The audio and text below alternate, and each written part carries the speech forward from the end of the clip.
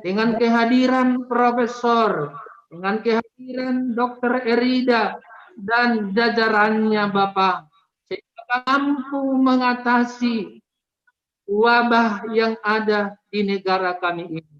Terima kasih Bapak, terima kasih Tuhan.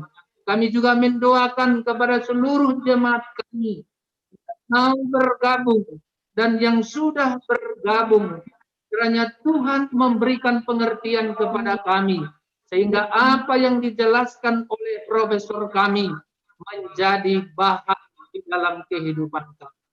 Terima kasih Bapak, terima kasih Tuhan.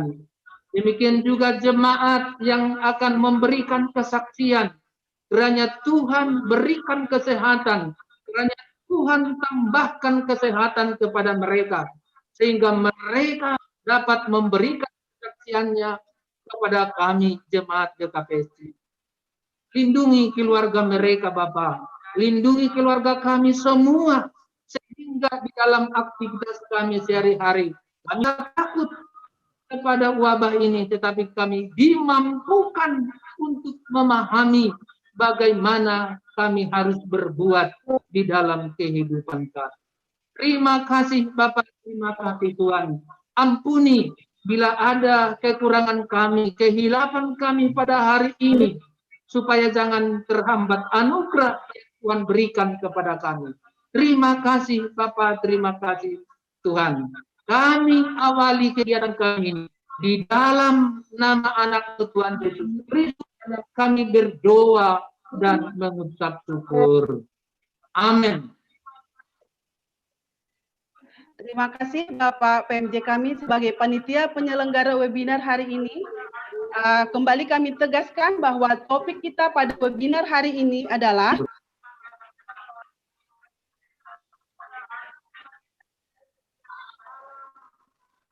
manajemen stres hadapi pandemi COVID-19 dan adaptasi kebiasaan.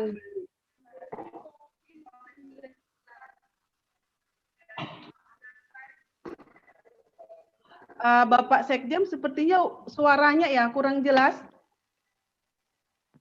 Oke, baik kita lanjut. Untuk pertama kali nanti akan sebagai adalah Dr. Erida Manalu, spesialis patologi klinik. Beliau ini bertugas di Rumah Sakit UKI Jakarta.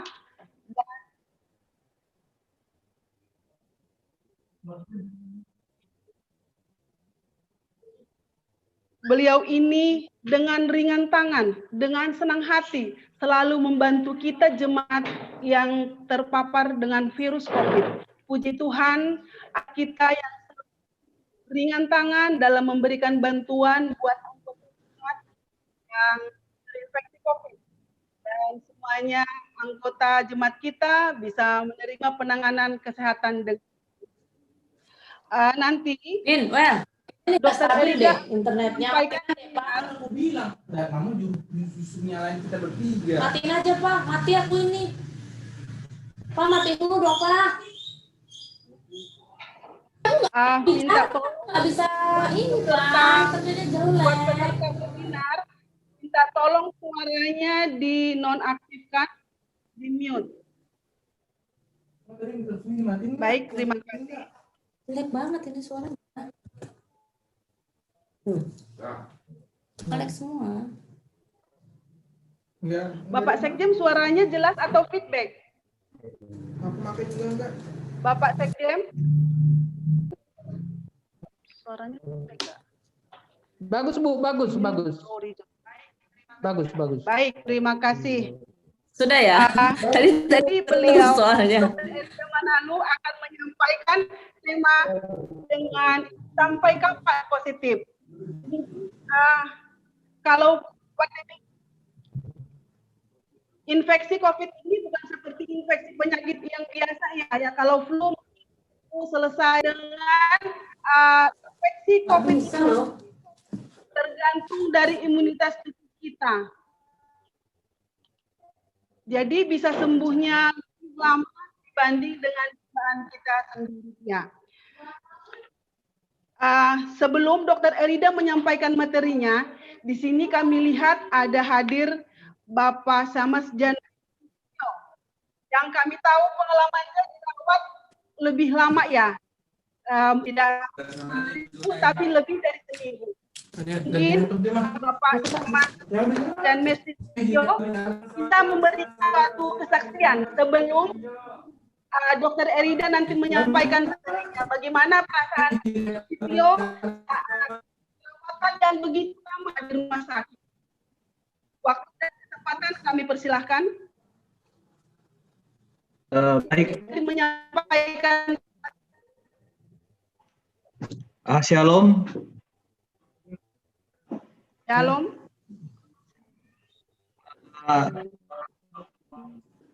Iya, terima kasih buat panitia yang sudah kasih kesempatan kami untuk sharing mengenai pengalaman di rumah sakit. Tapi sebelum itu saya mengucapkan selamat tahun baru dulu buat kita semua. Selamat tahun baru, sehat kita semua. Salam. Dan kita harus tetap saling mendoakan, saling mendukung. Jadi jelas nggak suara saya, Kak? Jelas nggak suaranya, Kak? Jelas. Baik. Baik. Sebelum saya masuk rumah sakit, saya termasuk orang yang baik. Sebelum saya masuk rumah sakit, saya termasuk orang yang menurut ukuran saya itu sangat disiplin, sangat aware, menjaga dan menjalankan protokol kesehatan. Kenapa? Karena saya termasuk orang yang punya komorbid. Saya punya riwayat hipertensi yang dan under medicine. Jadi saya harus minum obat untuk mengkontrol hipertensi saya. Dan lagi bahwa COVID ini sangat rentan untuk orang-orang yang punya riwayat komorbid.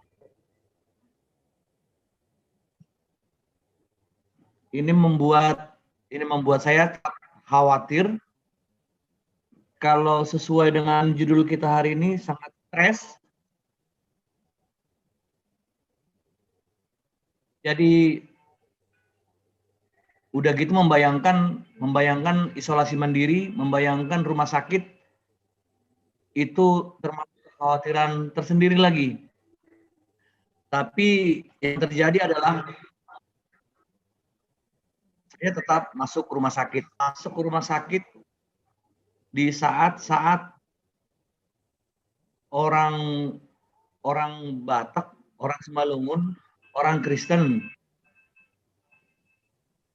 merayakan Natal. Saya masuk rumah sakit tanggal 21 Desember sampai tanggal 4 Januari.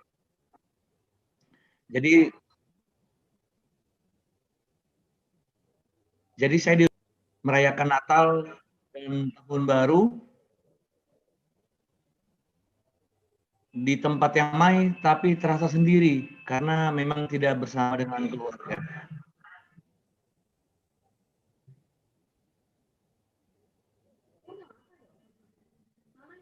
Kalau ditanya mengenai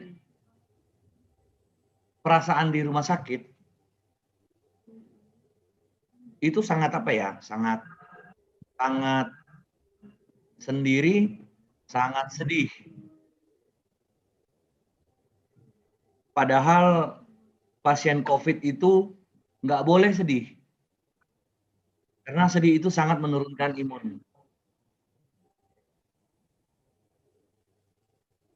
Jadi apalagi pada hari kelima atau hari keenam di rumah sakit, saya harus pagi-pagi benar saya harus mendengar seorang sahabat baik meninggal juga karena COVID. Jadi memang apalagi kondisi saya masuk rumah sakit juga tidak baik-baik amat karena panas sampai 39, batuk seharian. saturasi juga nggak terlalu baik di 95, 94, 96 naik turun. Saya harus pakai oksigen di rumah sakit.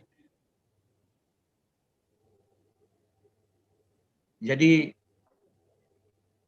khawatir sekali memang waktu itu. Dan tidak bohong kalau saya bilang ada kekhawatiran kematian membayangi gitu. Jadi memang karena jadi memang sangat stres.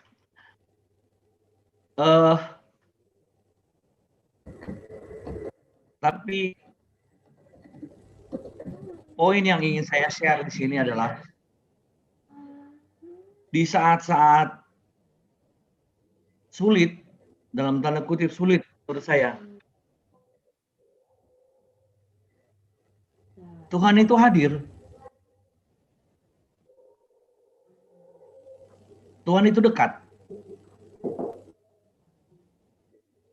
Dia datang lewat keluarga. Saya bersyukur dapat support dari keluarga yang sangat luar biasa, terutama dari istri, dari Rosmerita, mamanya anak-anak. Dia seperti wanita yang tidak kehilangan tenaga untuk merawat dan menjaga saya gitu, walaupun dilakukan dari rumah. Baik, terima Hal kasih. stres lainnya adalah ketika Coba Misa sama Tito, bagaimana perasaan Bapak dengan lama dirawat di rumah sakit? Apakah ada pertanyaan, apa sih saya harus dirawat? Ya Kak, nggak dengar Kak? Dengan lamanya sama MSD, apakah ada pertanyaan dalam hati? Sampai kapan saya sembuh ya? Sampai kapan saya harus dirawat di rumah sakit gitu? Apakah ada dalam pikirannya? Oh, tiap hari Kak. Tiap hari pertanyaan itu timbul. Sampai kapan, Ya. sampai kapan? Iya. Nah, makanya tadi saya bilang, Jadi, Tuhan hadir lewat keluarga, lewat teman-teman, lewat yang tiap hari selalu menanyakan, bahkan kirim-kirim vitamin, makanan.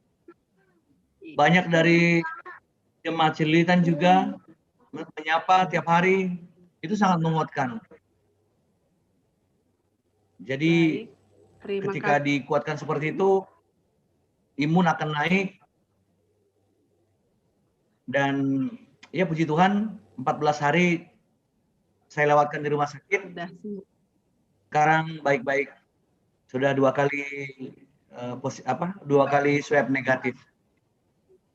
Puji Tuhan, saudara Tito sudah sembuh dan bisa berkumpul dengan keluarga dengan perawatan yang begitu lama ya. Sebentar lagi, Rida akan menyampaikan sampai kapan sih dengan pandemi COVID ini, waktu dan tempat kami persilahkan buat Dr. Erida Manali dari klinik. Ya baik, terima kasih. Mohon maaf ini saya nggak tahu nge-lag-nya di mana ya. Aduh, baik.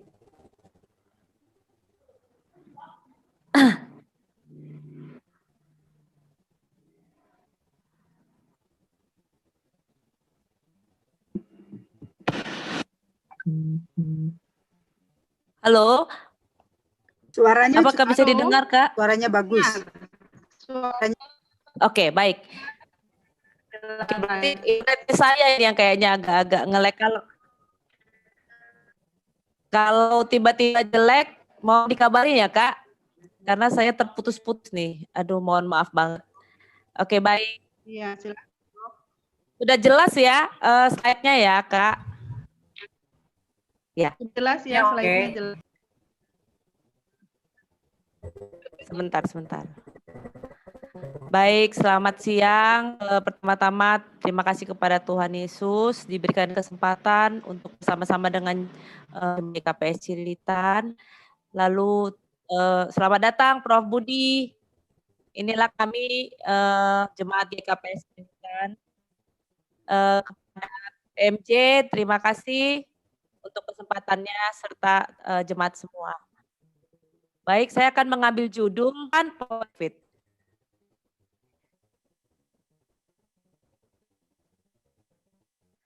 Oke, kenapa diambil judul ini? Karena tadi tergelitik dengan berbagai pertanyaan dari jemaat.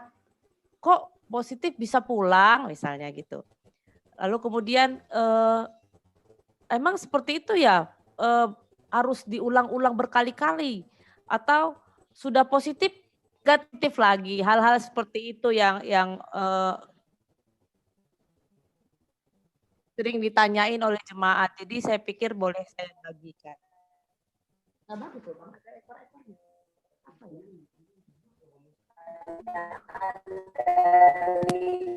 Baik. Nah, ini pertanyaan yang sering kita dengarkan. PCR positif terus, ini sakit terus atau seperti apa? Akibatnya tidak boleh masuk kerja. Nah, ini sangat menghambat ya. Tidak boleh masuk kuliah. Walaupun kami misalnya di FKUK itu semua PJJ ya, tetapi ada hal-hal yang kami adakan pertemuan offline seperti skill lab. Nah itu langsung tidak bisa mahasiswanya, jadi sangat mengganggu. Lalu uang habis untuk tes PCR dan lain-lain.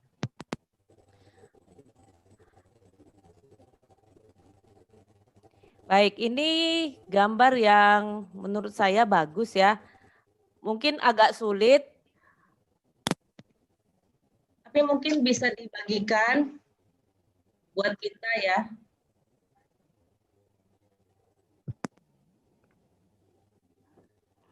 Oke, ini adalah perjalanan alamiah dari suatu penyakit COVID yang ada tanda panah ini.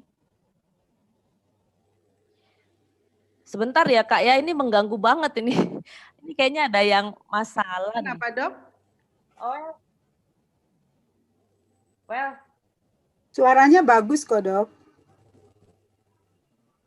Jadi setiap kali mama ngomong itu ada suara kejar-kejaran. Ya. Jadi aku tuh iya, seperti feedback ya dok. Kejar gitu. Di mute aja kita semua yang lain supaya nggak ada echo. Sebentar ya Kak. Kita semua yang lain supaya nggak ada. Untuk host minta tolong di mute dulu semua kali ya, host. Nah mungkin seperti itu kali ya. Jadi ada feedback tuh. Jadi setiap kali ngomong ada yang ngomong balik gitu. Saya juga kurang tahu kenapa ya. Mungkin di dekat Semua harus dokter online yang dekat-dekatan.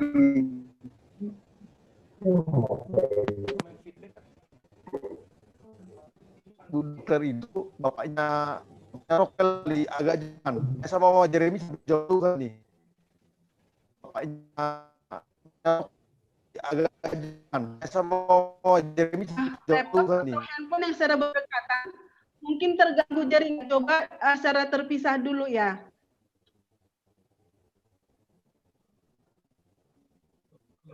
Oke, bisa ya Kak?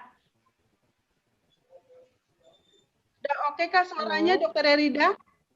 Nah, Dokter Erida ini udah Kak. Ya, sudah. Sudah. Silakan dilanjutkan. Ya, terima kasih ya.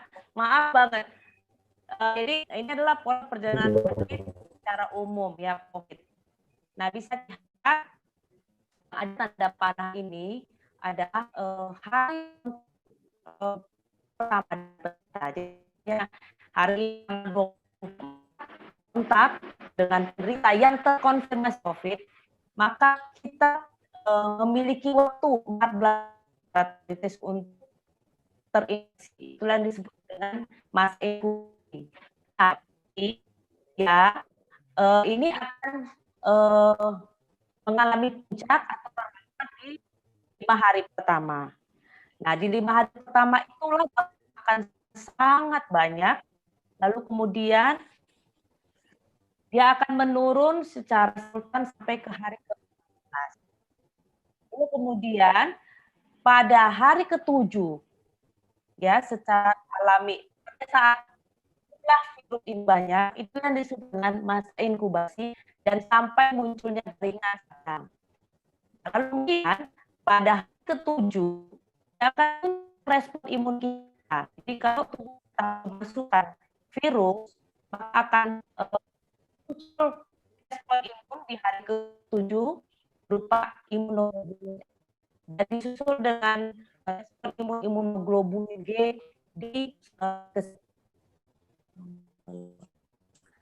lalu kemudian perlahan akan mundur seterusnya.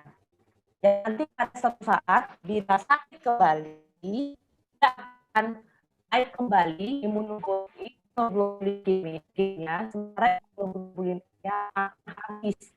Jadi, bila terjadi infeksi, maka respon IgG akan muncul untuk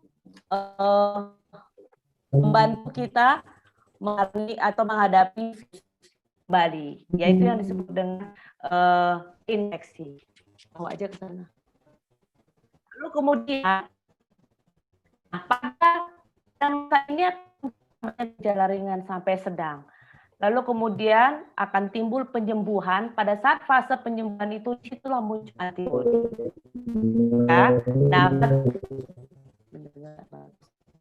dulu internetnya. Lalu kemudian, bagaimana dengan gejala berat? Nah, gejala berat seperti tadi gejala ringan. Pada gejala ringan hanya 14 hari diharapkan akan muncul, ya. Lalu kemudian akan mengalami penyembuhan setelah 14 hari.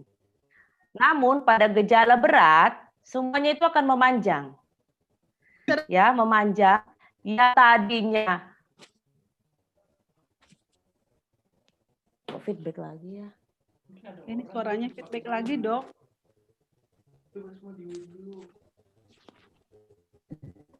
Feedback banget ya Kak ya? Ya, terasa kok. Ya, ini juga Dokter Erina. Iya, saya nggak bisa ngerjain, nggak bisa ini. Coba di mute dulu deh Kak semua. Bapak Sekjen minta tolong. Banyak suara. Mute dulu semua Pak. Semua Pak.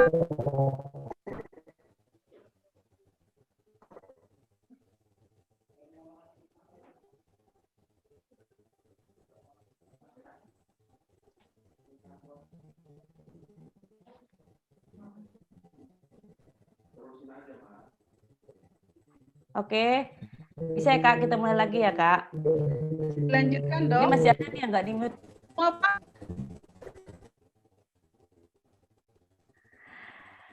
Nah, bagaimana dengan perjalanan penyakit yang kritis?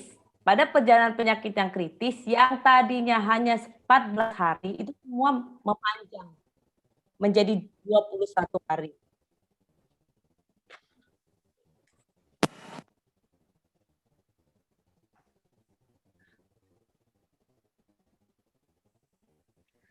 Semuanya memanjang, jadi tidak lagi 14 hari, memanjang sampai 21 hari, meningkat di dalam tubuh pasien. Nah, pada fase kritis ini, yang krusial adalah pembentukan antibodi yang lambat. Yang tadinya hanya dalam 7-8 hari sudah terbentuk IgG dan IgM. Nah, akhirnya pada fase kritis ini, baru terbentuk IgG dan IgM itu di hari lebih dari Kenapa? Ya apaan sih, udah bagus dengerin tadi. Esther minta tolong di-unmute.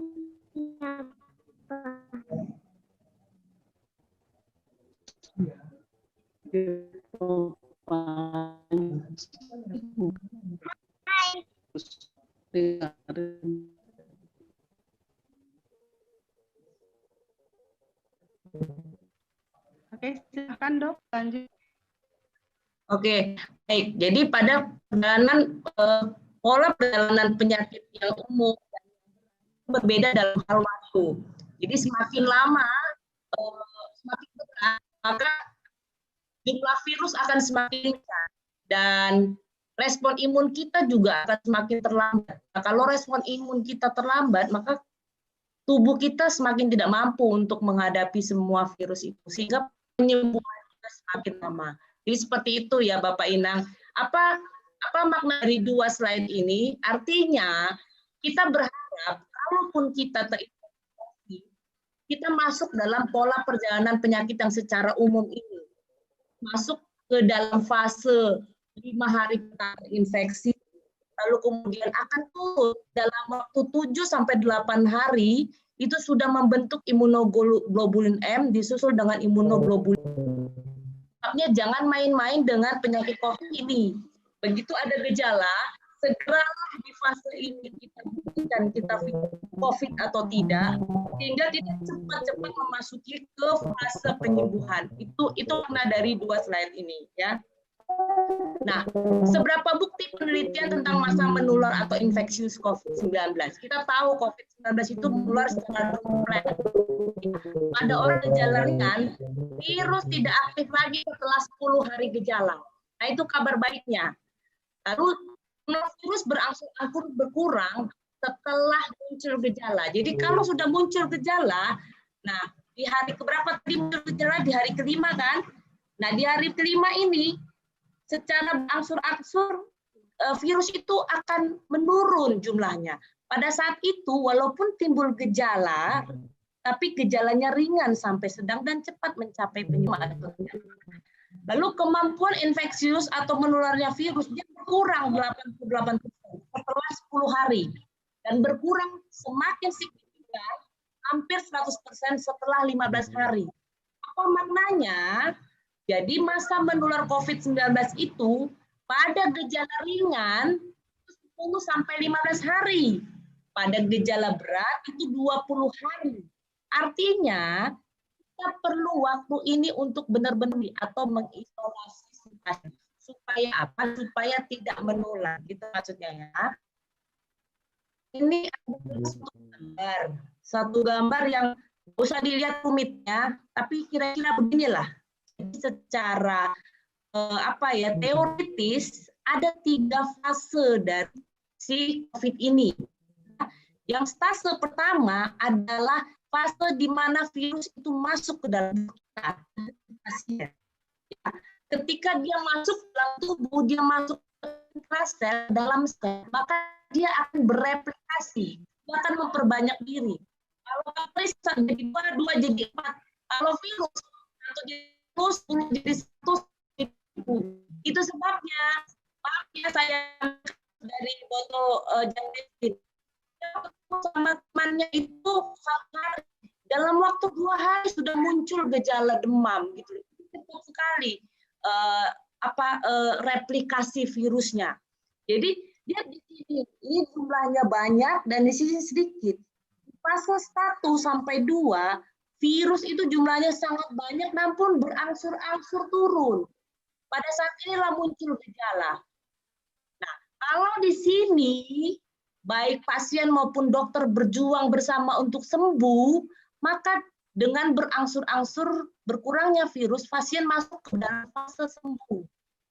Tetapi ketika ini gagal bukan karena terlambat menyedih, gagal bukan karena punya banyak komorbid, gagal karena pasien usia tua, dengan imunitas rendah, maka akan masuk ke fase kedua. Fase kedua itu pulmonary phase, jadi gangguan di paru, mulai saturasi mulai menurun, dan harapan ini benar-benar sudah dirawat sakit untuk mendapatkan antivirus dan antioksidan. Nah, jika ini masuklah dalam fase kritis, itu COVID ini. Jadi kasus banyak, kan, tubuh kita tidak terbentuk itu setelah 8 hari pada normal. Nah, di fase ini harus hati-hati. Disinilah benar-benar harus total suplai makanan yang baik untuk bisa membentuk antibodi di sini. Nah, ketika ini terlambat, antibodi tidak mampu, maka masuk ke fase kritis, di mana terjadi respon inflamasi yang berlebihan pada fase ini. Nah, itulah masuk ke fase kritis, sesak dan lain, shock, dan ini fase ini. Ya, kita berharap tidak ada jemaat atau siapapun yang masuk ke dalam fase ini. Lalu kemudian ini hanya mau menunjukkan bahwa pada fase inkubasi di sini belum ada gejala. Pada fase awal mulailah gejala fever, demam, batuk, sakit-sakit tenggorok ya, mulai pegal-pegal. Jadi ini di sini suka kehilangan arah ya, kita jalan flu. Ya, ini hari pertama dan sampai hari ke-7. Disinilah fase krusial untuk benar-benar periksa terapi. Kalau terlambat, maka bisa masuk ke dalam fase pneumonia. Kalau ini terlambat lagi, masuk ke dalam fase imun. Inilah fase kritis. Pneumonia apa yang dirasakan? Tadi seperti kata Bang Jan Mesdin, ada lalu kemudian saturasi yang menurun. Walaupun masih dibilang masih normal ya 95, tapi untuk COVID itu sudah warning. Jadi pasti akan dikejar untuk berikan oksigen seperti itu. Nah, ini juga mirip ya. Jadi gejala infeksi ya, tanpa gejala itu sekarang 30%. Kalau di awal-awal COVID tanpa gejala itu gejala ringan itu yang paling banyak sekitar 55%. Tanpa gejala ada 30%, tapi saya yakin nggak mungkin tanpa gejala, pasti ada gejala. Minimal kembung, sakit kepala, sakit otot, ya. Nah, kematian paling banyak itu pada fase kritis. Walaupun jumlahnya hanya 5%. Jadi kita berharap sekalipun kita kena, kita masuk dalam fase ini. Nah, ini sedikit. Jadi apa yang kita kerjakan fase-fase itu untuk mendiagnosis? Nah, mendiagnosis di fase awal ingat yang paling banyak adalah virusnya. Karena itu kita harus deteksi virusnya. Untuk mendeteksi virusnya ada dua cara. Satu dengan PCR, yang kedua dengan antigen. Kalau PCR langsung isi dari ya, tapi virusnya yang sifatnya spesifik. Sedangkan antigen yang kita periksa adalah dari protein yang ada di virus. Nah, yang penting di sini adalah antara RNA merah dan kuning antigen lebih besar masa deteksi dari RNA virus. Ya, jadi kalau misalnya yang bergejala di sini, inang periksa antigen masih bisa memberikan hasil positif, walaupun belum bisa dikatakan bisa didiagnosis sebagai COVID. Boleh menggunakan antigen untuk diagnosis COVID. Tetapi misalnya baru kontak, ya, tapi kemudian cuma gejalanya pegel-pegel, lalu ketakutan, lalu ceknya antigen dan ceknya itu di hari kedua dari kontak, itu bisa aja antigennya negatif, tapi PCR-nya positif. Ya, jadi bisa sepertinya negatif palsu. Itu sebabnya kami tidak menyarankan untuk periksa antigen kalau tidak bergejala jelas. Jadi Pak Inang bergejala jelas, demamnya tinggi, lalu kemudian ada batuk hebat, silakan lakukan periksa antigen. Tetapi kalau tidak bergejala, tidak usah periksa antigen. Hasilnya negatif, nanti negatif palsu dan itu bahaya. Kita pikir kita bebas dari COVID, ternyata ada gitu ya, hanya tidak terdeteksi. Lalu kita kemana-mana, lalu kita menyebarkan virus dan itu bahaya sekali. Ya, jadi di 14 hari sementara antigen hanya di hari ke-4 sampai hari ke-6. Ya, kalau gejalanya jelas. Tetapi kalau sudah ada 7 sampai 10 hari itu paling baik ya antibody. Tidak disarankan lagi untuk antigen ataupun PCR. Ya, dari itu sudah mulai masuk IgM. Jadi artinya dari hari pertama sampai hari kelima dari masa kontak itu adalah masa yang krusial untuk satu dilakukan tes dan untuk mendapatkan terapi. Gitu ya. Nah, ini yang mau kasih tahu ke kita bahwa terapi COVID itu kira-kira ini. Kan misalnya hari ini didiagnosis COVID PCR, tidak ada gejala yang terlalu hebat, maksa-maksa nggak mungkin, ya. Karena yang terapi juga itu hanya vitamin C, vitamin D atau obat-obat suplemen. Bisa isolasi di rumah, diberikan makan yang baik, vitamin D, vitamin D, ya. Jadi saya rumah sakit ini hanya untuk yang bergejala sedang sampai yang kritis. Jadi yang bergejala lainnya maksudnya. Nah ini tadi sudah jelasin, lalu kemudian, nah oleh karena itu kapan isolasi berakhir? Ya, dari semua tadi, ya, isolasi. Jadi pemerintah itu sudah memberikan ada pedoman. Ya, di 4 pedoman terakhir, ya dikatakan bahwa kapan seseorang mengakhiri isolasi, 1, bila sudah tidak bergejala. Mari kita nanti tanya kepada teman-teman kita yang akan memberikan kesaksian, dia pulang masih bergejala nggak? Pasti tidak boleh bergejala. Yang berhubungan paru ya. Tapi kalau misalnya masih gejala sakit perut karena yang lain, itu boleh ya. Lalu kemudian dulu harus PCR-nya negatif. Ya. Jadi dulu itu hasil PCR negatif. Jadi ada orang yang di rumah sakit sampai 2 bulan, rumah sakit penuh. Padahal dia udah nggak bergejala, dia udah bosan. Itulah sebabnya pemerintah membuat pedoman terbaru bahwa sekarang untuk dikatakan bukan sembuh COVID ya, tapi boleh mengakhiri isolasi adalah ditambah dengan batas yaitu apa? 10 hari buat orang yang tidak bergejala.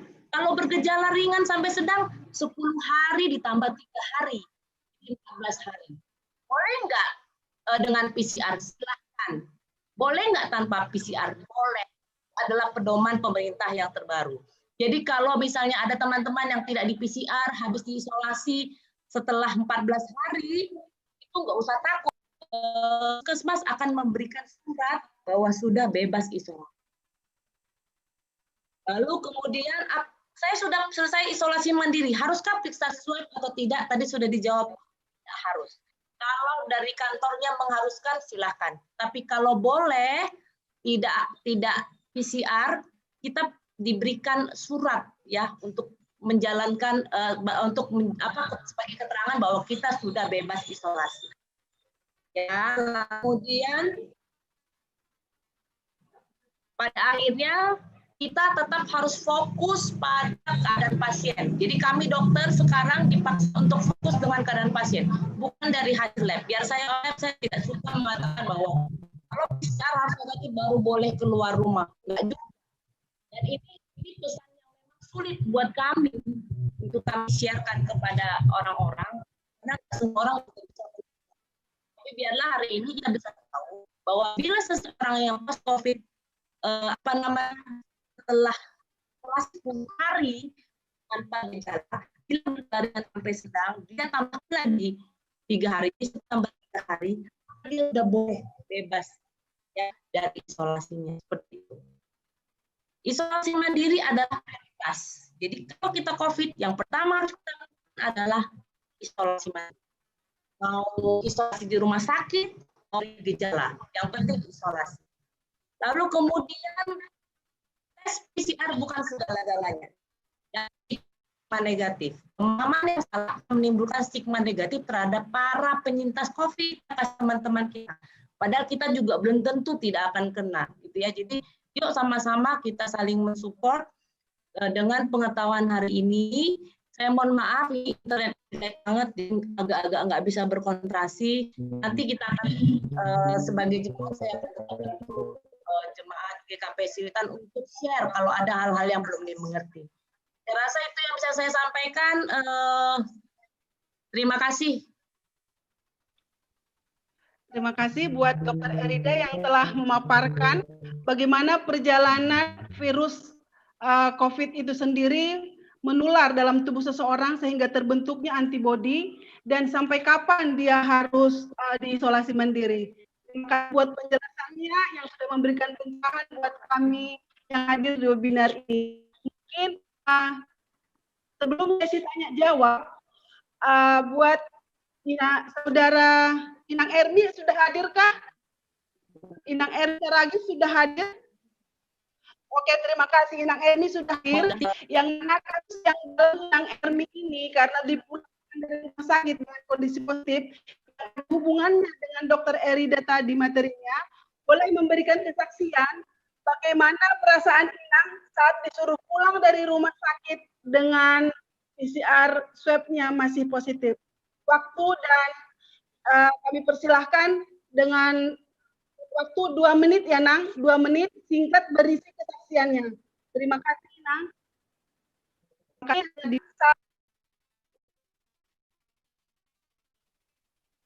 Buat Inang Ermi, buat Iya. Ya Nang. Iya, iya. Terima kasih. Kedengarankah suara saya? Kedengaran? Iya, baik. Selamat siang buat kita semuanya. Terima kasih. Ini suaranya seperti berdengung ya? Iya, betul Kak. Seperti ada feedback. Silakan. Ada feedback. Iya. Tapi lanjut ya? Iya Kak. Oke, baik. Terima kasih. Selamat siang buat kita semua. Terkait yang tadi yang disampaikan oleh Dr. Erida, bagaimana perasaan kita pulang masih dengan positif ya, belum negatif. Kalau saya pribadi ditanya kekhawatiran pasti. Sebagai pasien pasti merasa khawatir ya.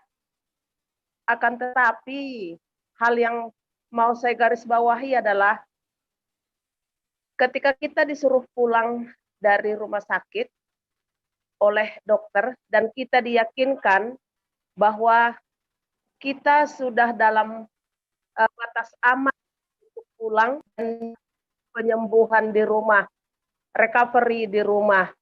Nah, tentunya dengan ada penjelasan yang bagus, baik dari dokter di rumah sakit, keyakinan saya untuk pulang pada saat itu sangat yakin ya, pulang ke rumah untuk recovery di rumah. Jadi bagi teman-teman, kalau masih positif, karena waktu itu kami sudah pulang ke 17 ya, sudah hari ke-17, jadi sudah lewat masa seperti yang disampaikan oleh Dr. Erida tadi, ya memang kita tidak perlu ada rasa khawatir sebenarnya. Ya meskipun ya sebagai pasien tetap ada, tetapi dengan adanya komunikasi yang baik dengan dokter dan penjelasan dari dokter dan kondisi kita juga sudah memang baik. Ya kalau saya pribadi sih kemarin ya oke, berarti memang sudah bisa recovery di rumah gitu. Jadi memang mindset kita itu memang juga perlu dirubah ya. Mindset kita perlu dirubah supaya tidak ada rasa khawatir kalau sudah lebih dari 14 hari. Iya. Suaranya berdengung, Mbak J. Lagi bagus ya Kak, mungkin sinyal. Sinyal kayaknya lagi tidak kedengaran. Ya, satu hal yang saya sampaikan di kita ini,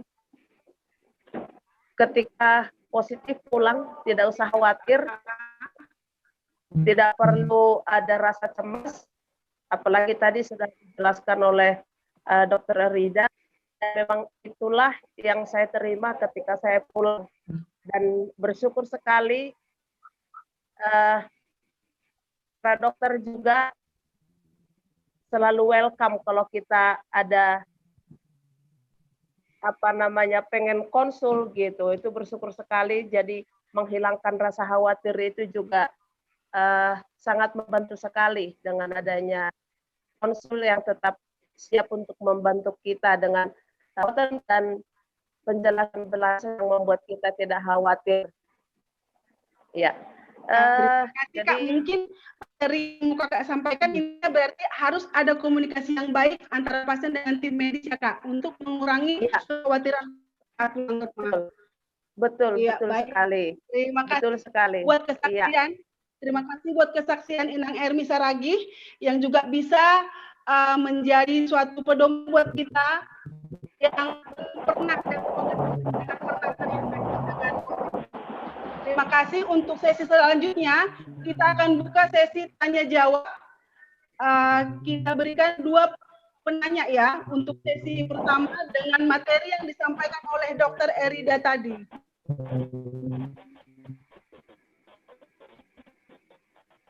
Dari peserta webinar ada yang ingin bertanya tentang materi yang disampaikan Dr. Erida tadi?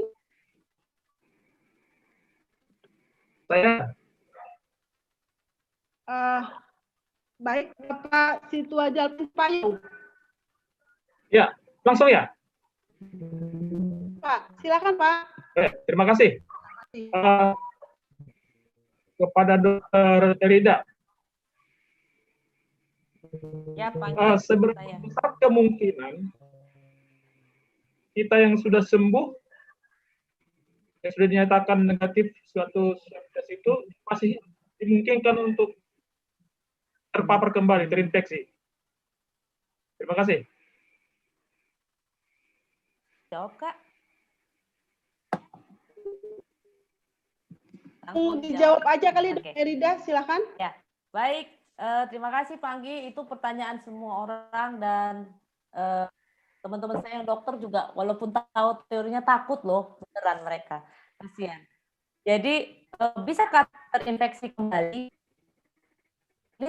COVID ini kan penyakit yang baru, jadi tidak ada yang belum ada yang apakah belum ada yang bisa membuktikan imunoglobulin itu akan bertahan sampai berapa lama. Kalau kedengaran Kak? Ya. Ya. Jelas. Kalau di jurnal-jurnal sih terlama itu masih 7 bulan. Jadi 7 bulan berdasarkan hasil pengamatan mereka. Jadi kalau antibodi itu bisa dilihat. Kalau yang biasanya kita periksa kan tinggal yang ada garis 2 itu. Itu adalah metode yang paling dasar. Yang paling benar dia harus bisa di laboratorium besar dan alat besar hingga bisa didapatkan nilai cut-off-nya. Ya, jadi nilai sebenarnya. Jadi mungkin hasil penelitian itu di awal tinggi, semakin lama kok semakin rendah, dan dilihat semakin habis di bulan 7 gitu. Tapi belum bisa dilihat apakah itu sama pada semua manusia, belum tahu. Jadi apakah masih bisa terinfeksi? Dilihat dari kejadian itu bahwa antibodi sebagai pertahanan kita bisa turun bahkan habis, maka sangat bisa untuk terinfeksi kembali. Itu sebabnya dimanapun pesan-pesan dari medis pasti bilang tetap gunakan 3M.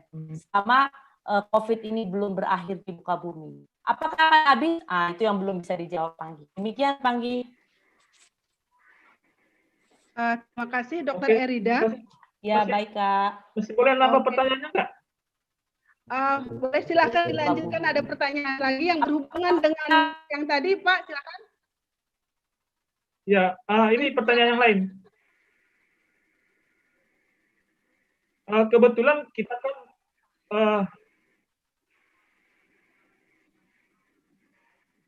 putus ya. Jelas enggak suaranya? Ya, sudah jelas, Pak. Lanjut, silakan. Okay. Kita kan di kantor semua karyawan yang sudah terpapar COVID dan dinyatakan sembuh, semua itu sudah ada database-nya. Dan kita tuh diminta kesediaan untuk menjadi donor plasma. Ini seberapa baik buat kita untuk ikut di dalam tim penyumbang plasma itu, atau apakah kita menolak saja atau bagaimana? Oke. Baik Bang Gi, sekarang memang lagi ini tren sekali ya untuk COVID menjadi donor plasma. Juga agak-agak ini di rumah sakit plasma ini dipakai kembali ya. Tapi beberapa pasien memang bantu dengan adanya. Nah, persiapannya sama seperti donor biasa, Anggi. Jadi harus sehat, lalu kemudian benar secara klinis sudah sembuh. Tapi mungkin tahap awalnya dicek dulu antibodi terbentuk atau tidak dengan tadi. Nah, selama itu terpenuhi, lalu kemudian baiknya terinfeksi dan terbentuk antibodi itu terpenuhi, saya rasa bisa dilakukan Panggi, malah sangat butuh. Sekarang itu lagi terapinya. Terima kasih. Dok, boleh disampaikan nggak dok, bagaimana terapi donor plasma tersebut? Apakah memang divaksinkan atau seperti apa? Minta tolong dijelaskan, boleh dok? Ya Kak, jadi diambil darah sama seperti donor darah, diambil dari seseorang yang sudah terinfeksi, kemudian mendapat perlakuan di antara darah dengan plasmanya, karena itu ada di dalam plasma. Plasmanya diambil, itu dimasukkan ke dalam tubuh sama donor darah.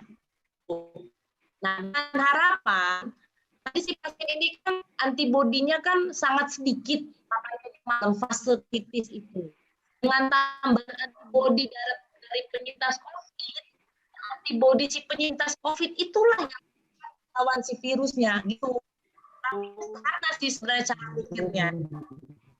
Jadi berharap bahwa antibodi dari Japan bisa membantu melawan si COVID dari si pasien. Sangat membantu sebenarnya. Baik, tapi mungkin ini harus atas petunjuk atau arahan tim medis ya dok ya? Iya harus, jadi harus benar-benar sehat Kak. Sama seperti mendonor. Ya. Baik, terima kasih dari masukan Dr. Erida dan buat peserta webinar yang sudah menyampaikan pertanyaan. Untuk sesi pertama dari Dr. Erida sudah selesai. Untuk jam selanjutnya kita akan masuk ke sesi kedua yang akan dibawakan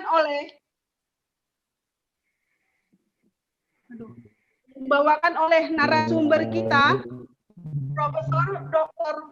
Budi Ana Keliat, SKP Master of Applied Science. Beliau ini adalah Guru Besar Fakultas Ilmu Keperawatan Universitas Indonesia. Beliau ini lahir di Tabuluh tanggal 5 April 1952. Ada di Pinem, Kabupaten Dairi, Sumatera Utara ya.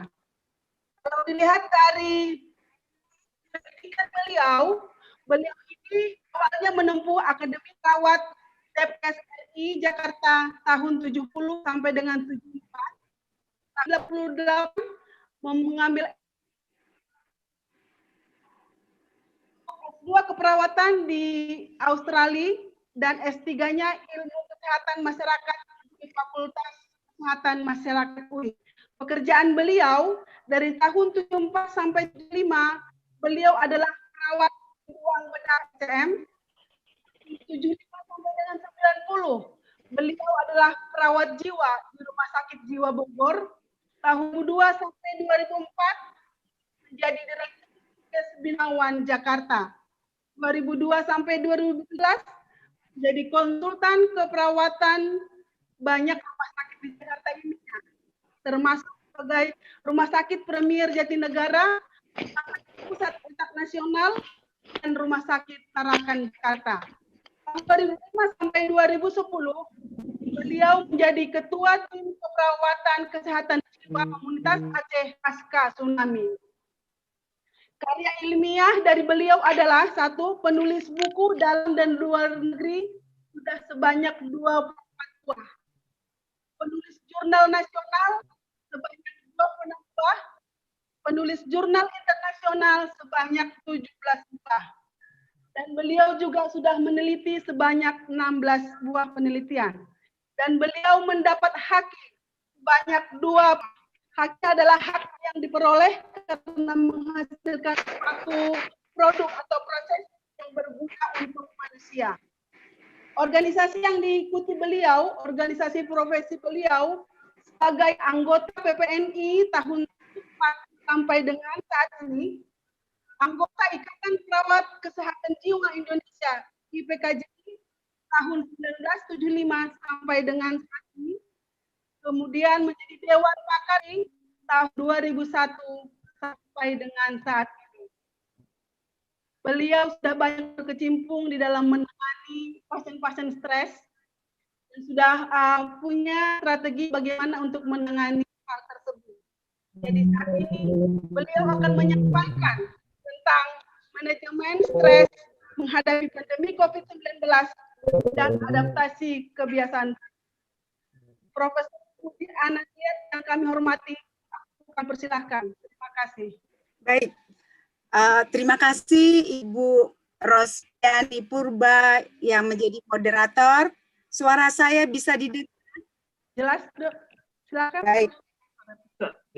Tapi memang ada eko sama seperti Dr. Erida tadi. Iya, Prof.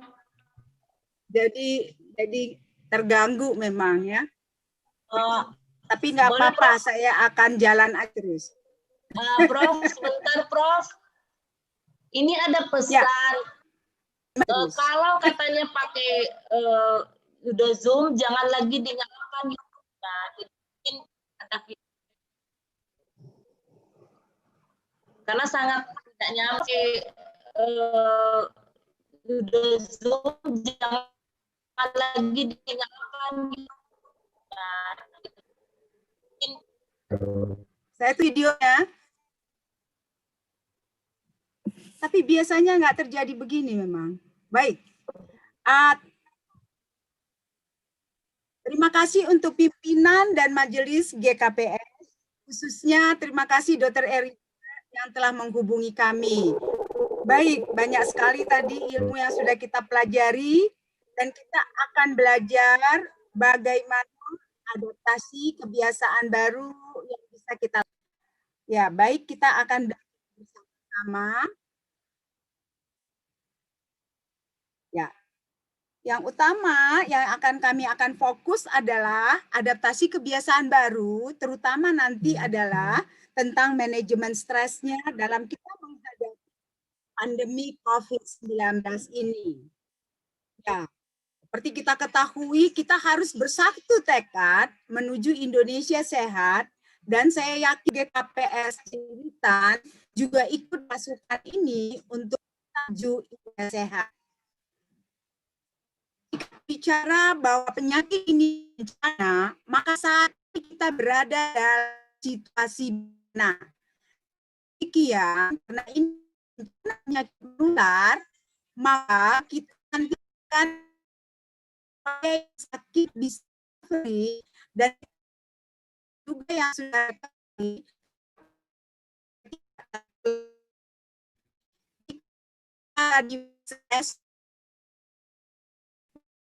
kita sampai ke masih berada di periode 3 tingkat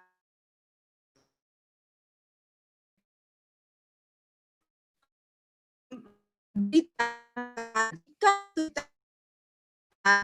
adalah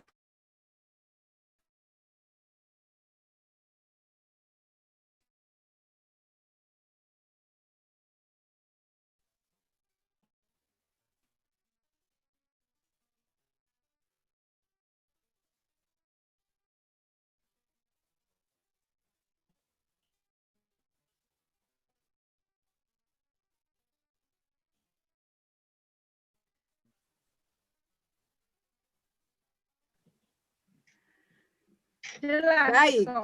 Sekarang Oke, kita baik. bicara. Kita bicara tentang penyakit ini, sudah tahu kita penyakit ini.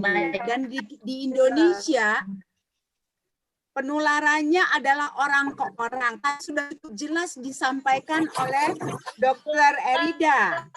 Namun kita berbahagia karena sudah mulai ada vaksin. Tetapi obatnya adalah obat-obat untuk meningkatkan imunitas dan untuk gejala-gejala yang muncul. Jika kita melihat bagaimana kelompok-kelompok daripada masalah penyakit ini, maka masih ada orang sehat. Tapi nanti coba kita lihat siapa orang sehat itu. Kemudian ada pelaku perjalanan, ada kontak erat, ada kasus suspek, ada kasus probable, ada kasus konfirmasi, dan ada kelompok orang rentan. Ya, kelompok orang sehat ini orang yang tidak memiliki gejala, tidak kontak dengan COVID-19, harapannya itu dia stay di rumah dan tidak ada perjalanan dalam negeri ataupun luar negeri dari daerah yang tertular. Mungkin sudah susah untuk kita di Jabodetabek karena Jabodetabek dan Jawa Barat itu merupakan zona merah. Kemudian pelaku perjalanan itu semua orang yang keluar dari rumah, semua orang yang pergi keluar kota, semua orang yang pergi ke luar negeri dalam 14 hari terakhir itu termasuk pelaku perjalanan. Artinya apa? Nanti kita waktu pulang ke rumah harus mengikuti protokol yang benar supaya kita tidak membawa virus itu ke dalam rumah ataupun ke keluarga kita. Kemudian siapa yang dimaksud dengan kontak erat? Kontak erat adalah orang yang berdekatan dengan kasus probable atau kasus konfirmasi dalam radius 1 meter dalam jangka waktu 15 menit atau lebih. Maka mereka itu disebut kontak erat dan nanti harus isolasi mandiri. Bersentuhan fisik secara langsung, berpegangan, berpelukan, bersalaman. Oleh karena itu jarak perlu sekali kita perhatikan. Orang yang memberikan perawatan langsung seperti kami-kami ini, dan beberapa situasi lain yang disebut dengan kontak erat. Jika kondisi kontak erat, maka dia belum ada gejala, dan ada riwayat dia kontak, mungkin kita ngobrol, makan bersama, kita sama-sama nggak sakit kok. Kemudian setelah kita pisah, teman kita itu bilang, "Hey Budi, aku ini loh positif loh. Padahal kemarin kita baru ketemu." Menurut Dokter Erida tadi, mungkin dia sudah 5 hari memproduksi virus itu. Maka kita termasuk yang kontak erat. Maka harus dipantau 14 hari. Kemudian harus dilakukan pemeriksaan jika memang kasusnya itu memperlihatkan tanda. Dan kita harus isolasi mandiri supaya jangan sampai kontak erat ini menjadi lebih berat yang tadi sudah jelas sekali Dr. Erida menyampaikannya. Kemudian kita masuk ke kasus suspek. Kasus suspek ini adalah orang yang sudah mulai ada gejala. Orang yang sudah mulai ada gejala, ya gejalanya seperti ISPA, seperti infeksi saluran pernafasan akut ya, seperti batuk pilek kita bilang. Oleh karena itu saya setuju sekali tadi Dr. Erida mengatakan, jangan pernah mengatakan, saya cuma batuk-batuk saja, sesak-sesak sedikit. No, saat ini batuk, pilek, atau panas, maka segera kita harus mendapatkan pertolongan supaya sesegeranya pula kita melawan virus-virus itu. Ya. Kemudian bagaimana dengan kasus suspek ini? Kembali lagi dilakukan pemeriksaan spesimen, kemudian di hari pertama, hari kedua, tapi memang Dr. Erida banyak sekali peraturan daripada Kementerian Kesehatan ini, masing-masing rumah sakit punya protokol sendiri. Jadi kalau dia ringan, dia isolasi mandiri. Kalau dia sedang dirawat di rumah sakit darurat. Kalau dia berat, maka masuk dia ke rumah sakit rujukan. Harapan kita dia ini nantinya tidak berkembang menjadi probable, konfirmasi, dan mudah-mudahan selesai kasusnya. Ya. Kemudian apa itu kasus probable? Inilah yang selalu menjadi pertengkaran dengan keluarga. ya, bahwa dia belum sempat dilakukan PCR atau belum keluar hasil PCR-nya, dia sudah terlanjur dipanggil Tuhan. Maka biasanya protokol di rumah sakit, jika tanda dan gejalanya seperti COVID, maka dia tetap diperlakukan seperti kasus COVID. Disitulah terjadi pertengkaran dengan keluarga. Mudah-mudahan kita sadar akan situasi ini, sehingga nanti jemaat kita GKPS Cililitan tidak ada yang masuk ke kasus ini. Kemudian kasus probable ini diapain? Harus dia sudah dirawat di rumah sakit. Kenapa? Karena kasus probable ini mempunyai gejala lebih dari gejala panas. Ada batuk dan sebagainya. Dan sekarang itu banyak sekali gejala-gejalanya. Nggak bisa mencium bau apapun. Jadi banyak sekali gejala. Yang penting kalau ada terjadi perubahan kesehatan kita, segera meminta pertolongan. Karena jika segera ditolong, maka dia dapat segera pula tidak masuk ke kondisi kritis. Dan jika dia konfirmasi memang menurut protokol ataupun pedoman dari Kemkes, maka dia akan ada dua macam. Ya, positif tapi tidak ada gejala, positif dengan gejala. Ini tadi sudah dijelaskan oleh Dr. Erida bagaimana penanganannya. Tapi nggak usah kita pusing, pokoknya setiap ada gejala, setiap kita ada kontak erat, maka perlu kita melakukan waspada kena penyakit ini. Pada kasus konfirmasi tanpa gejala diharapkan isolasi di rumah. Nanti barangkali kita perlu juga bicara tentang seperti apa sih isolasi di rumah itu. Supaya jangan sampai kita bilang kita isolasi di rumah tetapi kita menularkan kepada anggota keluarga kita. Oleh karena itu banyak sekali sekarang ini klaster keluarga. Gejala ringan masih boleh di rumah, gejala sedang dan berat kecuali ada penyakit penyerta atau komorbid. Dan ini adalah aturan-aturan pemeriksaan seperti tadi sudah dijelaskan oleh Dr. Erida. Baik, saya akan jelaskan kelompok rentan. Kelompok rentan, mudah-mudahan di gereja kita di GKPS lansia nggak dianjurkan untuk ke gereja. Yang penyakit komorbid pun tidak dianjurkan ke gereja tatap muka.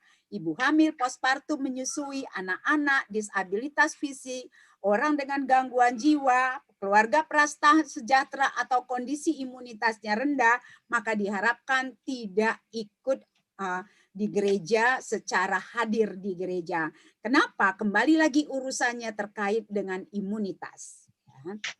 Baik, bagaimana sih prosesnya? Kok bisa orang-orang ini stres? Seperti tadi saudara kita Pak Jan Sitio yang mengatakan bagaimana dia stresnya dan bagaimana kekhawatiran akan kematian. Mari kita perhatikan prosesnya. Kebetulan saya itu konsultan di Tsunami Aceh selama hampir 8 tahun, maka kami teliti bahwa semua orang yang kena bencana, sekitar 50-90% itu akan mengalami stres. Itu dulu. Belum lagi kemungkinan gangguan jiwa ringan, gangguan jiwa berat.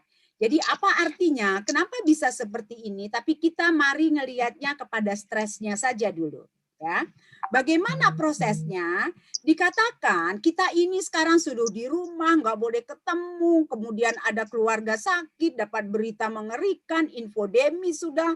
Nah, semua itu adalah kondisi-kondisi yang kita tidak suka. Dan itulah yang kita sebut dengan stresor. Situasi yang membuat kita menjadi stres. Nanti kalau Dr. Erida memungkinkan, saya akan bagikan SRQ, instrumen yang dapat kita lakukan mengukur sendiri stres kita. Apakah kita memang sudah termasuk kelompok stres atau tidak. Tapi Tuhan itu maha baik, kita diberi kemampuan untuk mengatasinya. Tapi jangan sampai maladaptif, itu yang menjadi persoalan. Tuhan itu maha baik, dia memberikan kemampuan, dia memberikan cara bagaimana supaya kita bisa mengatasi stres kita. Sehingga walaupun sudah 1 tahun lebih, kalau dari Wuhan ya, kalau di kita Maret nanti persis 1 tahun, tetapi kita bersyukur masih pada situasi saat ini. Dan mari kita belajar terus bagaimana adaptasi kebiasaan baru yang harus kita lakukan supaya terus kita bertahan, tetap sehat dan dapat beraktivitas.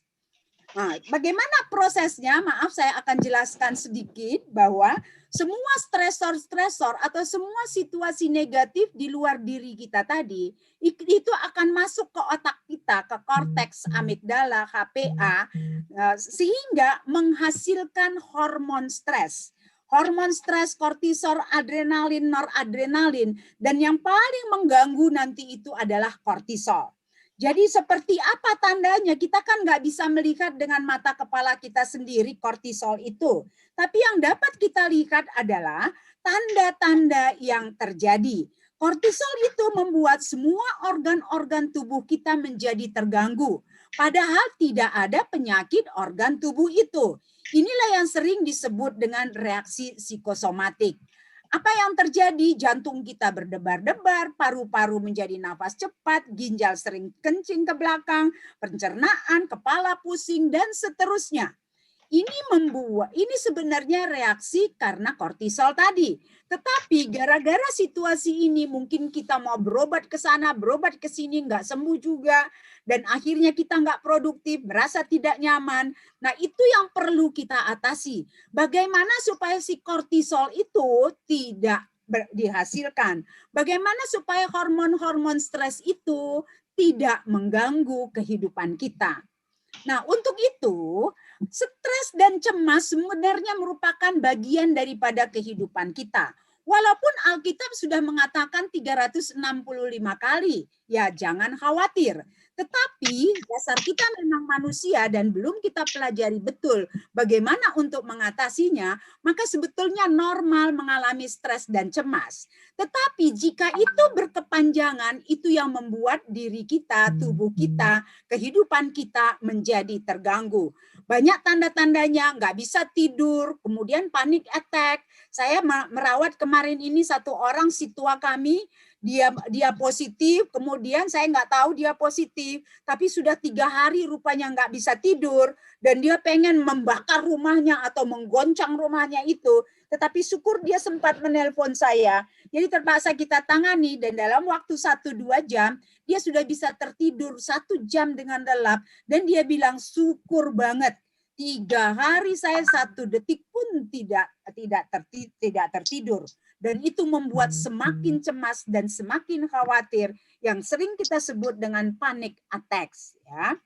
Kemudian bagaimana kita tahu kondisi kesehatan jiwa kita? Ini yang saya bilang tadi ada instrumennya. Jika kita menjawab instrumen itu 5 iya, maka kita masih termasuk kelompok sehat. Tetapi jika kita menjawab 6-20 untuk pertanyaan 1-20, maka kita sudah mengalami gangguan mental emosional yang berupakan stres, cemas, dan mungkin meningkat menjadi depresi. Kemudian pertanyaan-pertanyaan yang lain adalah terkait dengan nafsa, terkait dengan adanya gejala gangguan jiwa, gejala post-traumatik. Tapi yang paling penting adalah poin 1 dan 2 untuk kita lakukan asesmen. Kemudian bagaimana cara mengatasinya? Ini sekarang yang perlu kita pelajari. Mari kita pelajarin bersama-sama yang nanti akan saya pandu bagaimana untuk melakukannya. Ya, mudah-mudahan nanti saya udah bisa buka video tanpa ada eko lagi. Yang pertama, saya mau menyampaikan untuk mempunyai perilaku yang baru itu tidak seperti membalik telapak tangan. Mungkin kita saat ini yang hadir di tempat ini sudah naik kelas 2, ya. Kalau kelas 1 itu adalah pra perenungan, masih nggak yakin, masih nggak sadar, enggak kok, macam-macam lah pokoknya, benar atau enggak, atau bahkan tidak percaya. Tetapi naik kita ke kelas 2, yaitu perenungan, sudah mulai sadar, sudah mulai siap-siap, sudah mau mulai mendengarkan, bahkan sudah mau hadir di webinar ini, berarti kita sudah naik ke kelas 2. Harapan saya hari ini kita akan belajar persiapan. Itulah sebabnya saya mengatakan di sini itu merupakan fase edukasi. Apakah fase edukasi ini sekali mendengar langsung menjadi perilaku? Tentu tidak, ya. Tentu tidak. Makanya setelah nanti kita pertemuan ini, Bapak Ibu Saudara sekalian perlu aksi melakukan adaptasi kebiasaan baru. Saya nanti memperkenalkan 29 adaptasi kebiasaan baru. Kalau pemerintah udah naik lagi 3M menjadi 5M. Kami sejak melakukan pelatihan kepada seluruh Indonesia yang hampir 10.000 sudah kami latih sebagai change agent di dalam keluarga untuk menjaga keluarga semuanya berperilaku baru. Nah, untuk itu butuh rutinitas melakukannya, butuh aksi, butuh diingatkan, butuh dipuji, butuh di reinforcement. Dan sampai suatu ketika dia tanpa dibilangin lagi sudah melakukan adaptasi kebiasaan baru. Jadi ini bukan suatu pelajaran yang begitu kita dengar, begitu menjadi perilaku kita. Kita harus betul-betul teguh di dalam prinsip. Sama seperti Sadrah, Mesach, dan Abednego. Dia harus teguh di dalam prinsipnya. Walaupun mara bahaya, api yang menyala-nyala menunggu, tetapi karena dia teguh di dalam prinsipnya, maka dia diselamatkan oleh Tuhan. Baik, untuk itu, maka kita akan pada kesempatan ini kita akan belajar dua hal, yaitu bagaimana meningkatkan imunitas fisik, bagaimana meningkatkan imunitas jiwa, dan bagaimana mencegah tidak tertular, dan bagaimana mencegah masalah kesehatan jiwa. Khusus nanti di peningkatan imunitas jiwa, disitulah akan saya jelaskan tentang manajemen stres. Ya. Yang pertama, imunitas fisik mau tidak mau kita harus atur kehidupan kita. Sesungguhnya hampir 3 tahun sebelum terjadi COVID, pemerintah sudah mensosialisasikan tentang germas. Ayo makan yang bergizi, pakai sayur, pakai buah. Sepertiga sayur, sepertiga nasi, sepertiga lauk. Itu sudah harus kita buat.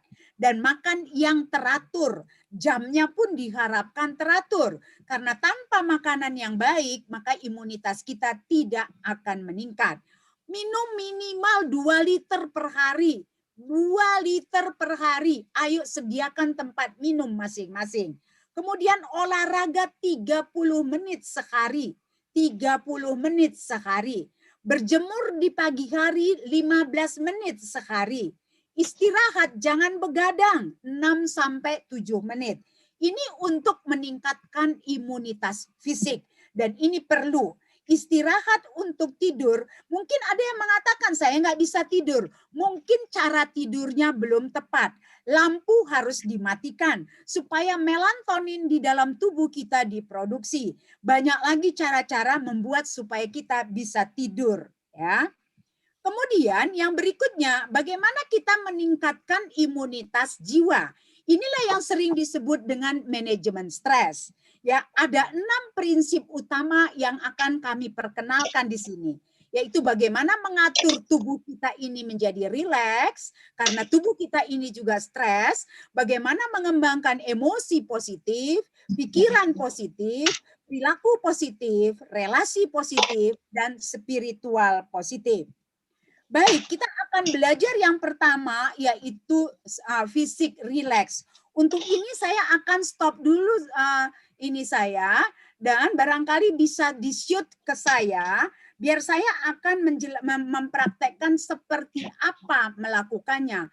Boleh hostnya men-shoot ke saya supaya saya kelihatan besar di layar, supaya kita silakan duduk yang baik semuanya.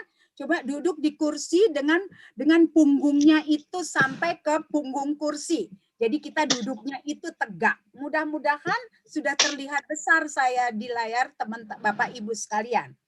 Jadi jangan anggap enteng dengan tarik nafas dalam.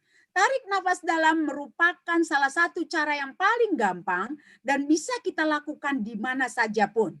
Tapi harus benar melakukannya. Dan ini sudah kami buktikan melalui riset. Ya, tarik nafas dalam. Coba perhatikan saya. Tarik dari hidung, diisi pol dada kita, kemudian ditiupkan dari mulut pelan-pelan sampai habis, seperti meniupkan kesusahan dan seluruh penyakit kita. Ayo kita coba, tarik dari hidung, isi dadanya yang penuh, tiup dari mulut pelan-pelan.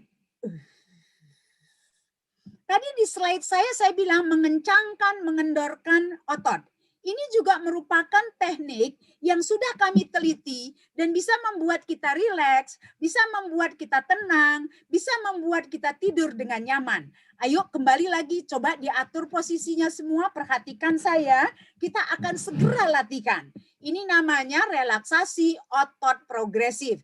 Kita mulai dengan mata dengan kening. Perhatikan saya, kemudian kita ulang. Tarik nafas dalam. Terus kencangkan mata dengan kening. Oke. Tahan sebentar. Pada waktu mengeluarkan napas, buka pelan-pelan. Ayo kita ulang sekali lagi. Tarik nafas dalam, kencangkan mata dengan kening. Oke, tahan sebentar. Tiup nafasnya, buka pelan-pelan. Oke. Kemudian sekarang pipi. Pipi, ya. Pipi dikembungkan, tarik nafas dalam. Kemudian tiup. Sampai habis. Ayo kita coba. Tarik nafas dalam, kembungkan. Tiup. Oke, sekarang pipi dikempotkan. Tarik nafas dalam. Tahan. Tiup. Ayo kita coba sekali lagi. Tarik nafas dalam. Kemudian mulut. Mulut menyengir. Tarik nafas dalam. Yuk, sekali lagi. Tarik nafas dalam. Oke, mulut mencucu. Ujung bibir ini sampai ke hidung. Tarik nafas dalam. Sekali lagi, tarik nafas dalam. Kemudian leher, perhatikan saya, dagu ditaruh di dada. Tarik nafas dalam ke belakang. Tahan sebentar, balikin lagi pelan-pelan, keluarkan nafasnya. Ayo, sekali lagi. Tarik nafas dalam, tarik terus ke belakang. Oke, tahan sebentar, tiup lagi. Harusnya enak nih terasa di leher. Kemudian bahu, ya bahu. Tarik napas dalam, angkat bahunya sampai ke telinga. Ya, tahan sebentar, turunkan pelan-pelan. Ulangi sekali lagi, tarik napas dalam. Turunkan pelan-pelan. Sekarang tangan taruh di atas pangkuannya, ya. Yang pertama gerakannya ditarik ke dalam badan kita. Ya, tarik nafas dalam. Oke, tarik ke badan kita sekencang-kencangnya. Kemudian lepaskan pelan-pelan. Kalau teman-teman Bapak Ibu ngikutin nanti sampai keringetan loh. Tarik nafas dalam, kencangkan. Oke, sekarang lepaskan. Oke, sekarang tangan diluruskan ke depan seperti mendorong pintu. Tarik nafas dalam, dorong pintunya yang kencang. Lepaskan. Tarik nafas dalam, dorong pintunya yang kencang. Lepaskan. Kemudian dada sama seperti tarik nafas dalam tadi, kita akan latihan nafas dada dan nafas perut. Nafas dada, dadanya yang digembungkan, nafas perut, perutnya yang digembungkan. Kita mulai. Tarik nafas dalam. Dadanya digembungkan, tiup pelan-pelan sampai habis. Ini penting sekali untuk yang sakit COVID juga penting supaya alveolinya bisa berkembang dia. Tarik nafas dalam penting sekali. Saya bingung kemarin ini, ada anggota jemaat kami dirawat di rumah sakit Dr. Erida, kemudian perawatnya ngelarang tarik nafas dalam. Saya jadi bingung jadinya, ya. Padahal itu penting sekali, ya. Kemudian nafas perut. Nafas perut, pegang perutnya, pada waktu tarik napas, perutnya menjadi gembung. Tarik napas dalam, gembung perutnya, sekarang tiupkan. Sekali lagi, tarik napas dalam, gembung perutnya, tiup. Kemudian sekarang bokong. Pernah Bapak Ibu tahu kayang? Pernah tahu ya kayang kali ya? Jadi diindikan dalam, ayo ke belakangin punggungnya itu. Lepaskan. Sekali lagi, tarik nafas dalam, ke belakangin. Oke, lepaskan. Kemudian yang berikutnya bokong. Bokong itu seperti pantat kita menjepit kertas atau seperti kita menahan buang air besar. Kalau orang medis dibilangnya Kegel exercise, oke? Tarik nafas dalam, kencengin bokongnya. Ini penting banget supaya nggak beser. Tarik nafas dalam, kencengin bokongnya. Lepaskan. Oke, sekarang kaki. Ayo coba luruskan kakinya. Luruskan kakinya. Tarik nafas dalam, tarik itu jempolnya ke arah badan. Ayo, kalau nggak nyampe nggak apa-apa. Tarik jempolnya ke arah badan. Ulangi sekali lagi. Tarik nafas dalam, tarik jempolnya, dua kakinya diluruskan. Kalau tadi ditarik, sekarang telapak kakinya diluruskan. Tarik nafas dalam, luruskan. Oke, ulangi sekali lagi. Tarik nafas dalam, luruskan. Mudah-mudahan sudah berkeringat. Biasanya berkeringat kalau memang diikutin dengan baik ya. Videonya saya sudah berikan kepada Dr. Erida. Nanti bisa dibagi. Yang saya kirim tadi adalah video yang kami buat di fakultas. Baik, sekarang kita lanjutkan. Masih udah kelihatan slide saya? Oke, selanjutnya kita harus mengatur pikiran. Oh, heko lagi dia. Tadi sudah bagus. Oke. Baik, nggak apa-apa lah ya, kita lawan aja ekonya. Tapi sebentar kok nggak nyaman ya. Saya tutup video saya ya, mudah-mudahan menolong kalau tutup video. Ya, mudah-mudahan menolong. Baik. Kita akan belajar mengendalikan pikiran. Perlu saya jelaskan bahwa peristiwa di luar diri kita itu tidak bisa kita kendalikan. Bahwa kita nggak bisa mengendalikan perilaku, kita nggak bisa mengendalikan apa yang terjadi di luar diri kita. Tetapi yang bisa kita kendalikan adalah pikiran kita. Kalau pikiran kita kendalikan ke hal yang positif, maka emosi kita pun positif, maka perilaku kita pun positif. Saya tadi tertarik dengan apa yang disampaikan oleh Dr. Erida, bahwa jangan kita menstigma. Jangan kita menstigma. Menstigma adalah pikiran yang menolak kita dari kembali semua yang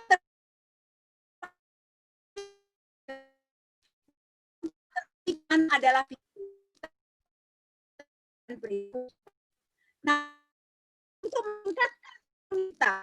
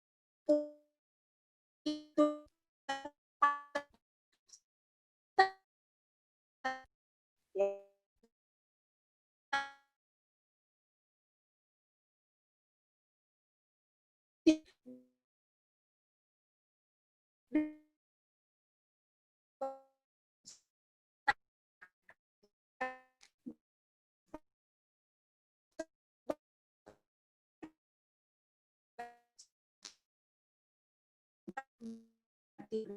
Ya. Kemudian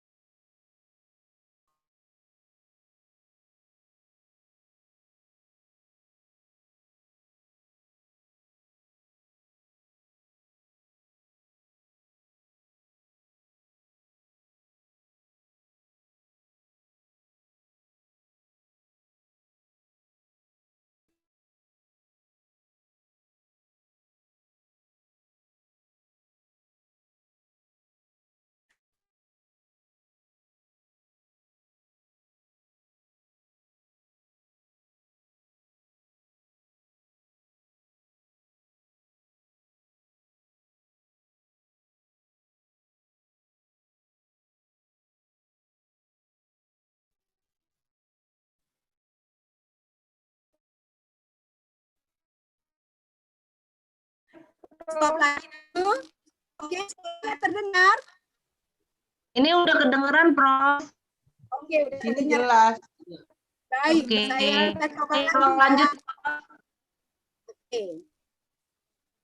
Perilaku positif pada diri sendiri, semua adaptasi kebiasaan baru.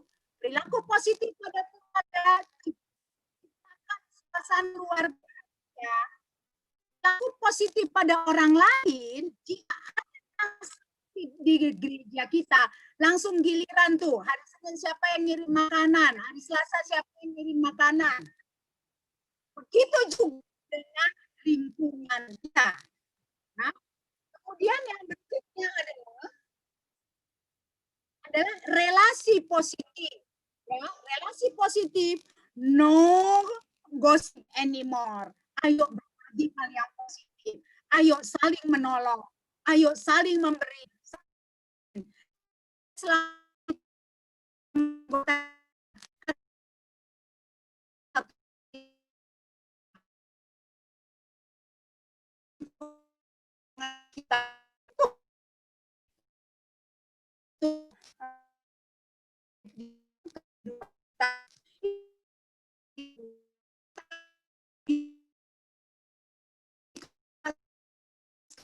aku yakin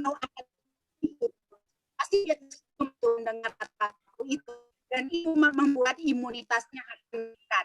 Jadi berbagi berkat.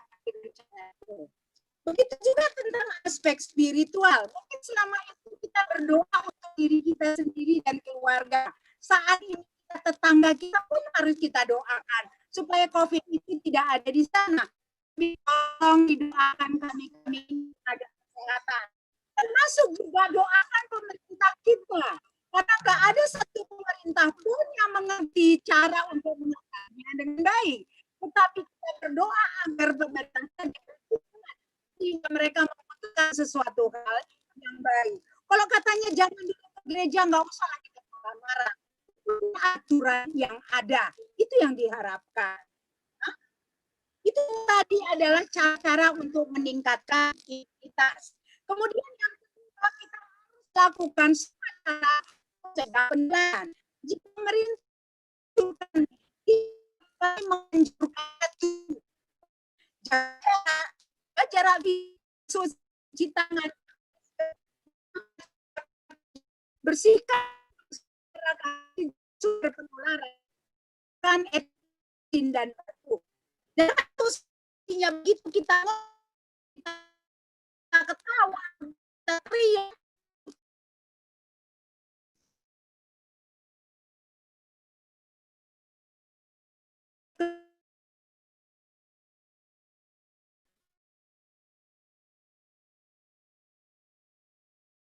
ketawa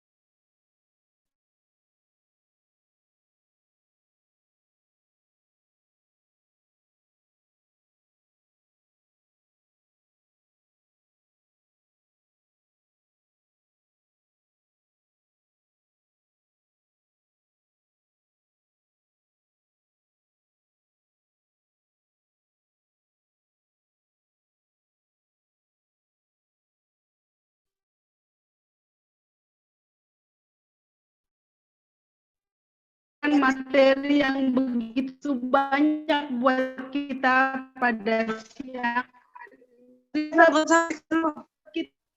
pada siang hari ini. Tuhan memberkati ya Prof. Tugasnya bisa berjalan dengan baik dan tetap menjadi berkat buat semua jemaat yang ada di sekeliling Prof. Berhubungan dengan materi yang telah disampaikan oleh Prof. Budi tadi, ada salah satu yang saya lihat di sana, proses penyimpangan oleh Inang Situa Dewi Garingging yang akan memberikan suatu kesaksian bagaimana dia mengalami penolakan dari lingkungan saat dia pulang ke rumahnya. Silahkan Situa Dewi Garingging untuk menyampaikan kesaksiannya setelah pulang dari rumah sakit. Inang Situa Dewi Garingging.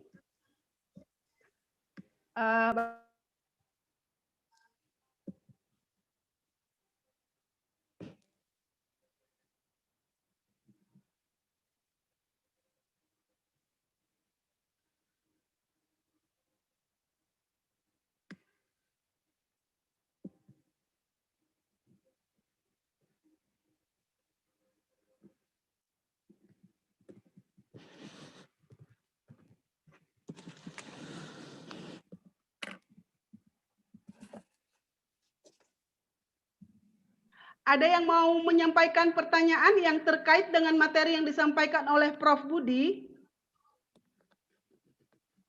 Atau Situa Dewi Garingging sudah bisakah membuka untuk mic-nya, Kak? Situa Dewi Garingging? Bisa ada saya boleh bertanya sedikit dengan boleh, silakan Bapak Markus. Ya, terima kasih Profesor Budi. Materi yang luar biasa, tapi sayang memang teknologi tidak jaminan ya. Kita alami sayang sekali. Tapi satu hal Prof, saya ingin bertanya soal setiap kita pasti punya tingkat kadar kepanikan yang berbeda-beda ketika menghadapi sebuah persoalan. Bukan gitu ya Prof ya? Ya. Nah, ada orang yang karena tingkat kepanikannya tinggi, sehingga dia menganggap ketika dia terpapar COVID-19 itu sebagai sebuah aib, gitu loh. Padahal tidak seperti itu. Nah, yang dia lakukan akhirnya dia justru malah menutup diri dan menganggap dia sehat-sehat saja, lalu dia beraktivitas seperti biasa. Padahal ini dampaknya buruk sekali karena dia secara langsung akhirnya menjadi orang yang menyebarkan COVID virus itu. Nah, pertanyaan saya, Prof, apa yang bisa kita lakukan dalam rangka tadi misalnya mewujudkan pemikiran positif kepada si orang ini gitu ya, apa yang harus dilakukan. Kemudian kedua, apa yang bisa dia lakukan sendiri untuk dirinya, karena kalau kita dari luar pasti sangat sulit karena dia sudah menutup diri gitu. Jadi apa yang seharusnya bisa dilakukan oleh kita semua. Nah, lalu kedua, tadi Profesor menyinggung soal spiritualitas, yang saya kira ini tugas gereja tentunya ya, Prof. Nah, bagus seperti Zooming ini yang kita lakukan, semakin memberikan pemahaman yang jelas. Tapi kira-kira Dok, selain Zooming ini yang saya katakan tadi dengan segala keterbatasannya karena teknologi, kemudian kadang pun tidak semua merespon, kemungkinan juga karena dia tidak bisa menggunakan Zooming atau segala macam, ya tahulah segala sesuatunya ya.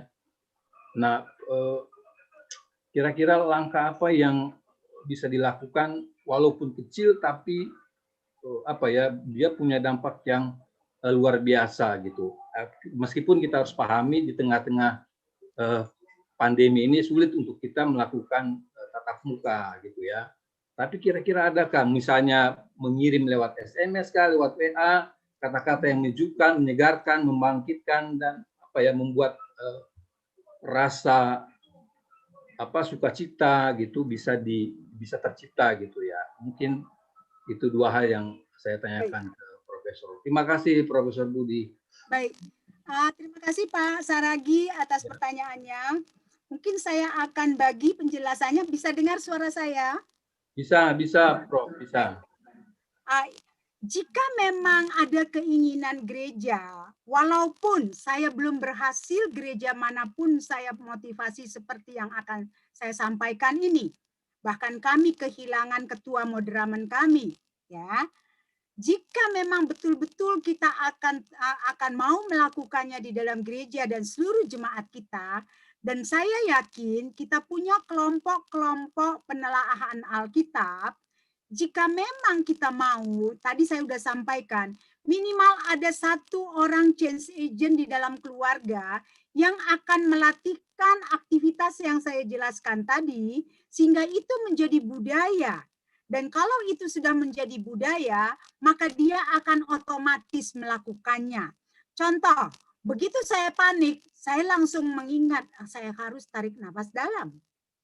Saya harus ingat, saya harus duduk. Nggak boleh lari ke sana kemari.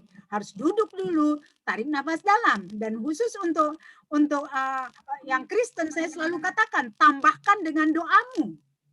Kemudian cari jalan keluar yang benar. Itu nggak bisa otomatis kalau nggak dia dibiasakan.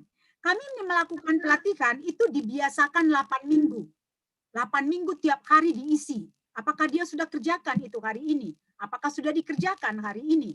Dan salah satu yayasan AT Keleng di bawah moderamen GBKP, sampai sekarang 32 orang karyawan di situ, tidak ada yang tertular.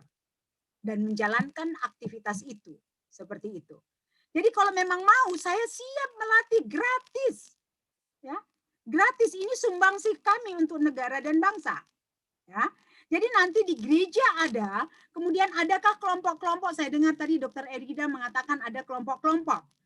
Nah, di kelompok-kelompok ini nanti ada leadernya, barangkali ada situanya di situ, barangkali ada ketua ibu-ibunya di situ, ada ketua bapak-bapaknya di situ. Nah, itu kita bikin lagi kelompok-kelompok kecil. Dan di dalam keluarga, mereka latihan meeting keluarga 1 kali sehari, 15 menit sambil saat teduh malam. Sekalian, saya yakin keluarga Kristen belum semuanya saat teduh. Saya yakin itu. Dan ini dengan corona datang, kita diwajibkan untuk melakukan itu. Sambil membahas, sambil melatih aktivitas yang telah kami sampaikan tadi. Seperti itu dia. Jadi bisa melalui sistem dia. Oke. Nah, kalau begitu bagaimana caranya supaya orang otomatis, orang yang lagi panik dan sebagainya. Oke. Kalau lagi panik, paling tidak segera menelpon change agent-nya. Segera menelpon fasilitator apapun ataupun tim kelompoknya yang menjadi leader di dalam memantau kondisi mereka. Jadi tolong di dalam kelompok kecil ini itu sudah disclosure, sudah saling percaya, sudah saling terbuka. Sehingga kalau dia positif pun kebetulan kelompok kami itu PJJ kan. Kalau kami kan perpulungan jabu-jabu namanya kan. Perpulungan jabu-jabu sektor warung jambu, kami itu sudah katakan terus. Kebetulan juga anak saya psikiater satu sektor juga kita. Jadi kami katakan kepada semua anggota sektor, begitu ada batuk, begitu ada panas segera lapor.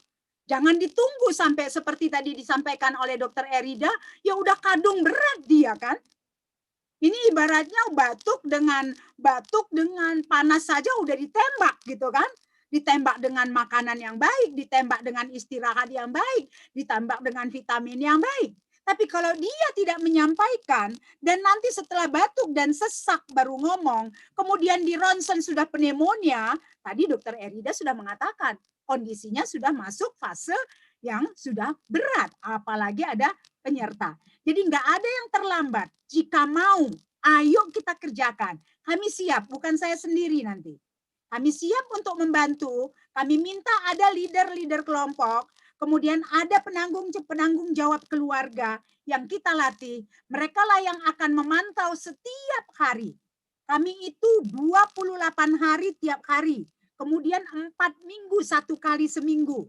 Dan kami dapat jaminannya bahwa mereka menjadi terbiasa dan tidak tertular dan tidak menularkan. Saya tantang GKPS Cililitan.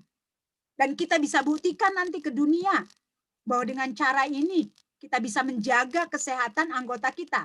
Kita belum membahas tentang pelaku perjalanan harus bagaimana. Kita belum membahas tentang kontak erat harus diapakan, termasuk manajemen stresnya.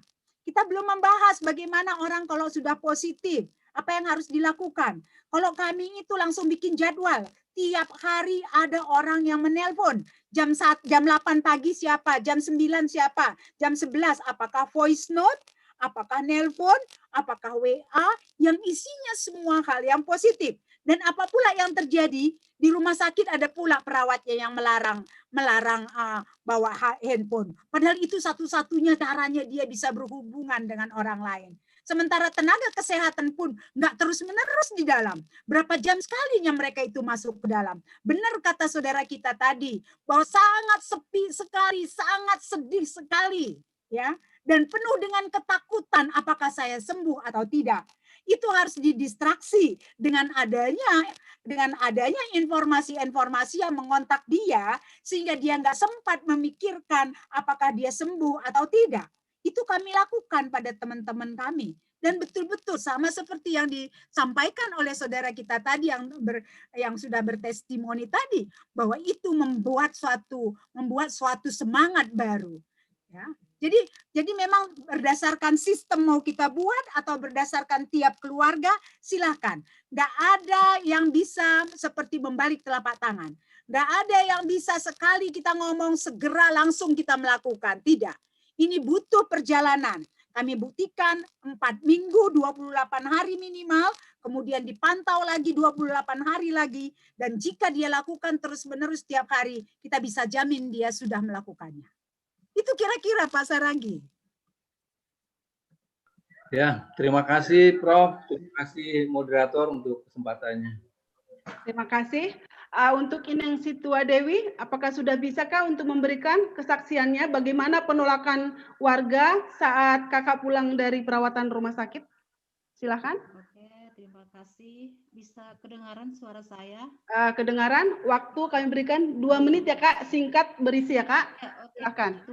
Puji Tuhan.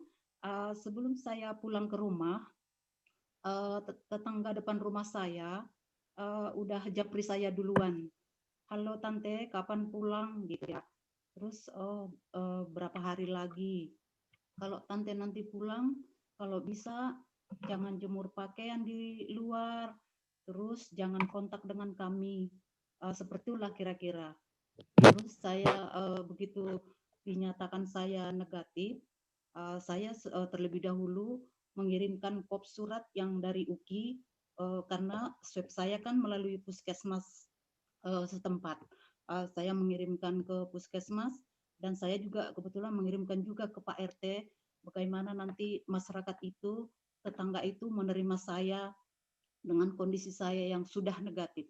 Nah, tiba saatnya saya pulang ke rumah, kebetulan ada warga jemaat kita yang mengirimkan berupa makan buat saya, dan kebetulan saya di kamar mandi, terus ditaruh di depan teras kita gitu.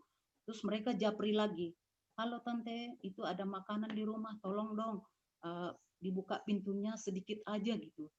Aduh, miris juga hati saya. Aduh, seperti apa sebenarnya saya. Terus akhirnya saya mencari jalan keluarnya dengan menghubungi Pak RT setempat. Tolong Pak RT, saya kan sudah mengirimkan surat bahwa saya sudah negatif. Kenapa tetangga depan rumah saya tidak menerima saya kalau saya itu sudah dinyatakan negatif. Akhirnya saya bergumul, saya berdoa, Tuhan, mungkin mereka itu banyak juga yang tidak bisa memahami apa sebenarnya COVID itu, sebenarnya sampai di mana menularnya COVID itu kalau kita berkontak dengan tetangga. Tapi saya kan sudah komitmen, sepulang saya dari rumah sakit, saya akan 10 hari itu tidak akan kontak dengan tetangga. Di hari ke-14, saya keluar rumah dan melakukan olahraga berjemur, mereka juga tetap menegur saya. Tolong Tante, jangan olahraga dulu. Kalau olahraga pun di rumah aja. Aduh, pemahaman mereka seperti apa ya? Itulah yang bergumul saya saat itu. Saya berdoa sama Tuhan. Tuhan, kalaupun saya sudah nyatakan ini sembuh, tolong Tuhan doakan tetangga saya supaya mereka bisa menerima saya yang sudah negatif. Nah, itu yang mungkin saya alami saat pulang saya dari rumah sakit. Puji Tuhan, saat ini hubungan kami sudah baik-baik, dan selama Natalan kemarin mereka sudah malah datang ke rumah saya untuk ya menjamu. Saya juga menjamu mereka lah waktu Natalan kemarin. Puji Tuhan. Baik, terima kasih buat kesaksiannya Kak, bahwa memang dalam suatu kejadian selalu ada proses baik internal maupun eksternal, penolakan ataupun accept dari lingkungan kita. Terima kasih. Atau Prof Budi ada yang ingin ditambahkan atas kasus yang baik Dok, silakan Prof.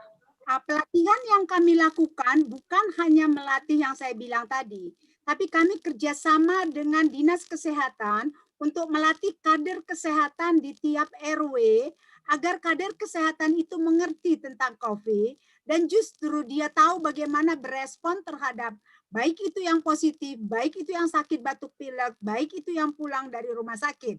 Kita nggak bisa salahkan semua orang yang negatif melihat COVID ini, karena penyakit ini penyakit yang baru. Belum semua orang mengerti seperti apa penyakit ini.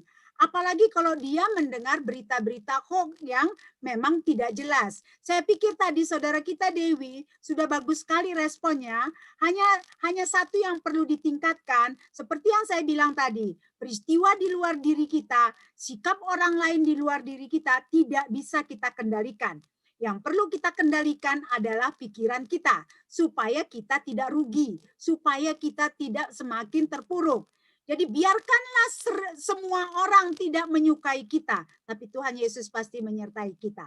Apa yang mau saya sampaikan? Saya selalu mengambil istilah 982. Biarkanlah 98% orang tidak suka pada saya.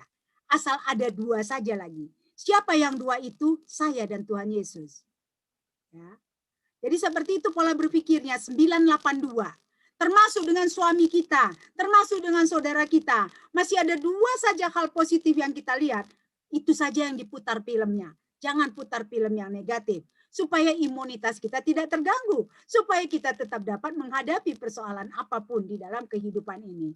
Jadi sekali lagi, saya berharap apapun sikap orang negatif, katakan, oh dia tidak tahu, ampuni dia Tuhan. Karena dia tidak tahu apa COVID itu. Dan dia pun belum pernah merasakannya. Ya. Kemudian terkait dengan stigma, maka kita harus mengajak power holder. Apa itu power holder? Semua situa di gereja, semua orang-orang yang kita tuakan di gereja harus menjadi tokoh pelaku. Tokoh pelaku. Apa yang saya selalu kritik di TV adalah ada pembesar-pembesar pemimpin tapi pakai masker pun tidak betul. Ya. Jadi, tapi kan nggak bisa kita atur.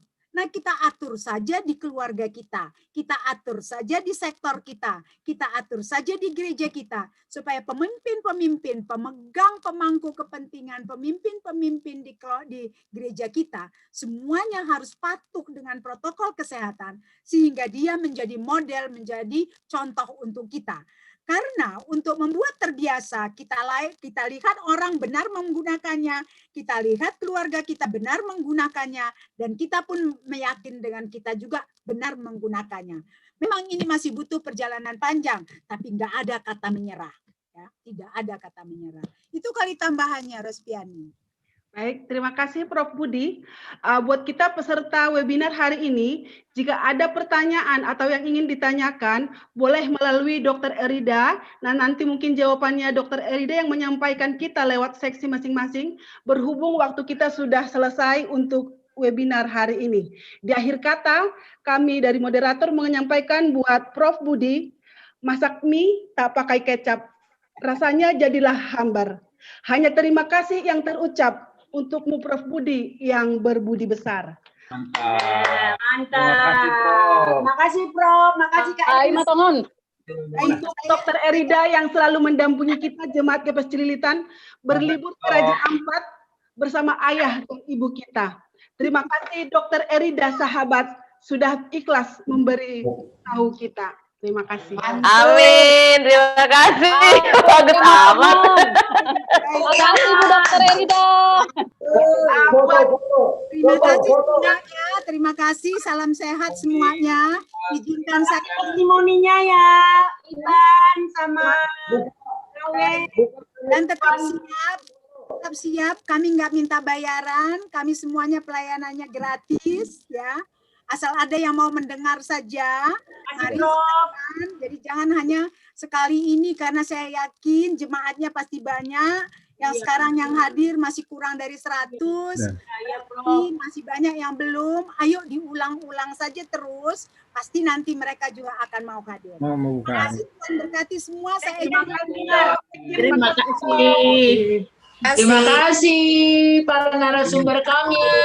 Terima kasih kesaksian. Dan kakak moderator. Terima kasih semuanya. Sebelum webinar kita berakhir, berhubung Inang PW Lertina di sini, untuk webinar kita siang hari ini kami mohon kesediaan Inang PW Lertina untuk menutup dalam doa. Kami persilahkan, Nah. Baik, kita berdoa. Ya Tuhan Bapa kami yang di surga, pada siang hari ini kami sangat bersyukur karena Tuhan menjaga kami. Tuhan memberikan kesempatan kepada kami untuk mempunyai ilmu yang sangat luar biasa. Dari profesor kami, dari dokter kami yang begitu setia, rela hati mendampingi kami supaya kami ini boleh berpikir dengan positif untuk menanggulangi apapun yang terjadi di hadapan kami. Ya Tuhan Bapa kami yang di surga, kami yang sudah mengetahui hari ini menjadi pelaku juga pemberitahu kepada orang lain. Supaya dimanapun kami berada, kami akan berarti dan membuat orang lain mengerti tentang kehidupan ini, juga tentang masa kami sekarang ini. Terpujilah namamu Tuhan, berkati panitia seminar di GKPS Cililitan, berkati juga kami semua yang hadir di sini. Ketika sebentar lagi kami berpisah, kami sungguh amat percaya Engkau bersama dengan kami. Berkati juga Ibu Profesor, berkati Dokter Erida kami, berkati pimpinan majelis, berkati seksi-seksi yang ada di Cililitan. Biarlah Tuhan tugas ini, pelaksanaan ini menjadi kemuliaan bagi Tuhan. Dalam nama Yesus kami sampaikan doa permohonan ini. Amin. Amin. Amin. Oke, terima kasih. Mudah-mudahan salin hari dong musetene. Halo, foto nih, foto. Jadi, halo. Makasih. Foto. Ya, Pak Sekjen. Tugas. Jadi, ubani awal sampai akhir webinar ayo dong bani YouTube. Jadi boleh share kita, boleh tonton kita lagi, share udah jemaat. Nah, alanya kenai mengidap data nami naroh 64 halak.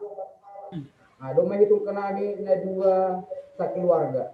Jadi 64 halak mereka naroh sedarion.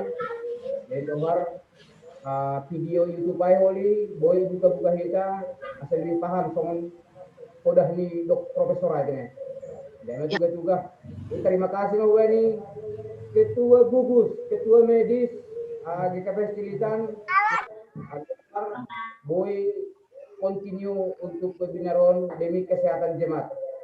Jadi ayah saat nani hubani profesor lagi makan luar kenai salam nami pada sama salam nih kita genuk GKPS Cililitan.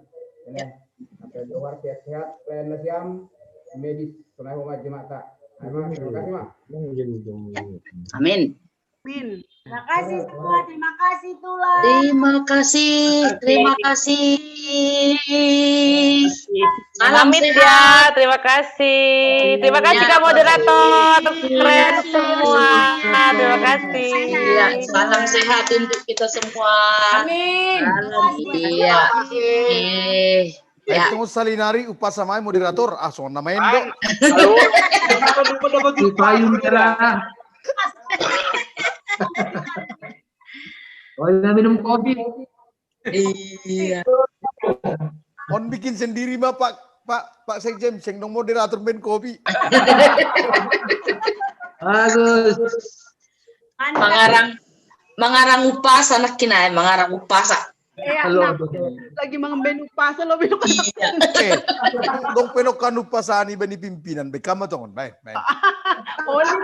Upasani. Dong, upasani. Aboras polong dong. Gerger mabalang sahua. Oras mana siang tim gugus. Sinay ganup jemaat ulang mahua. Sing nyambung. Matongon. Ay masih lang nyambung. Ay matongon. Masih lang nyambung. Yes. Biasanya percililitan langsung nyambung doy. Cuma pakar-pakar upasa John. Sonon, doma hondos konokan bani moderator asibay malobi kam malobi mak. Baik. Agak catat boy do. Bain magan godang. Bain godang. Anggap paling di lantai bentangkan tikar tempat duduknya para tamu. Sebelum acara kita berakhir, ada kayak ingin bertanya dulu. Protokol. Sebelum Zoom ini ada ingin bertanya enggak? Misalkan soran nih Prof untuk menanyai apakah perlu kita respon untuk jemaat kita, itu kan hal yang bagus ya. Ada yang menawarkan yang harus direspon Sekjen tadi. Ya. Itu. Jadi sebelum serentak kita gerak arah itu. Ibagi mah video nih ay Pak Sekjen, ibagi video nih. Halo. Dong YouTube bay. Lang, dong khusus kirim inangan. Makanya kami yang konak. Oi. Oke. Asih butuh na siap menonggori profil di Profesor Aipin na dari sampai jam 2 madiri menonggori. Itu dong moderator. Moderator nggak bisa bilang nama doang, harus semua CD kelas. Nanggi Marvel sebenarnya saya juga nggak siap ya, tapi dituduh jadi moderator. Bagaimana ini nggak pernah jadi moderator? Itu Jadi kan bagiannya godang, itu kan pasti godang lah ke situ lah. Atas kekurangannya ya kami minta maaf, kalau ada masukan silahkan kami terima dengan Channel kita aja tadi yang kalian beda-beda.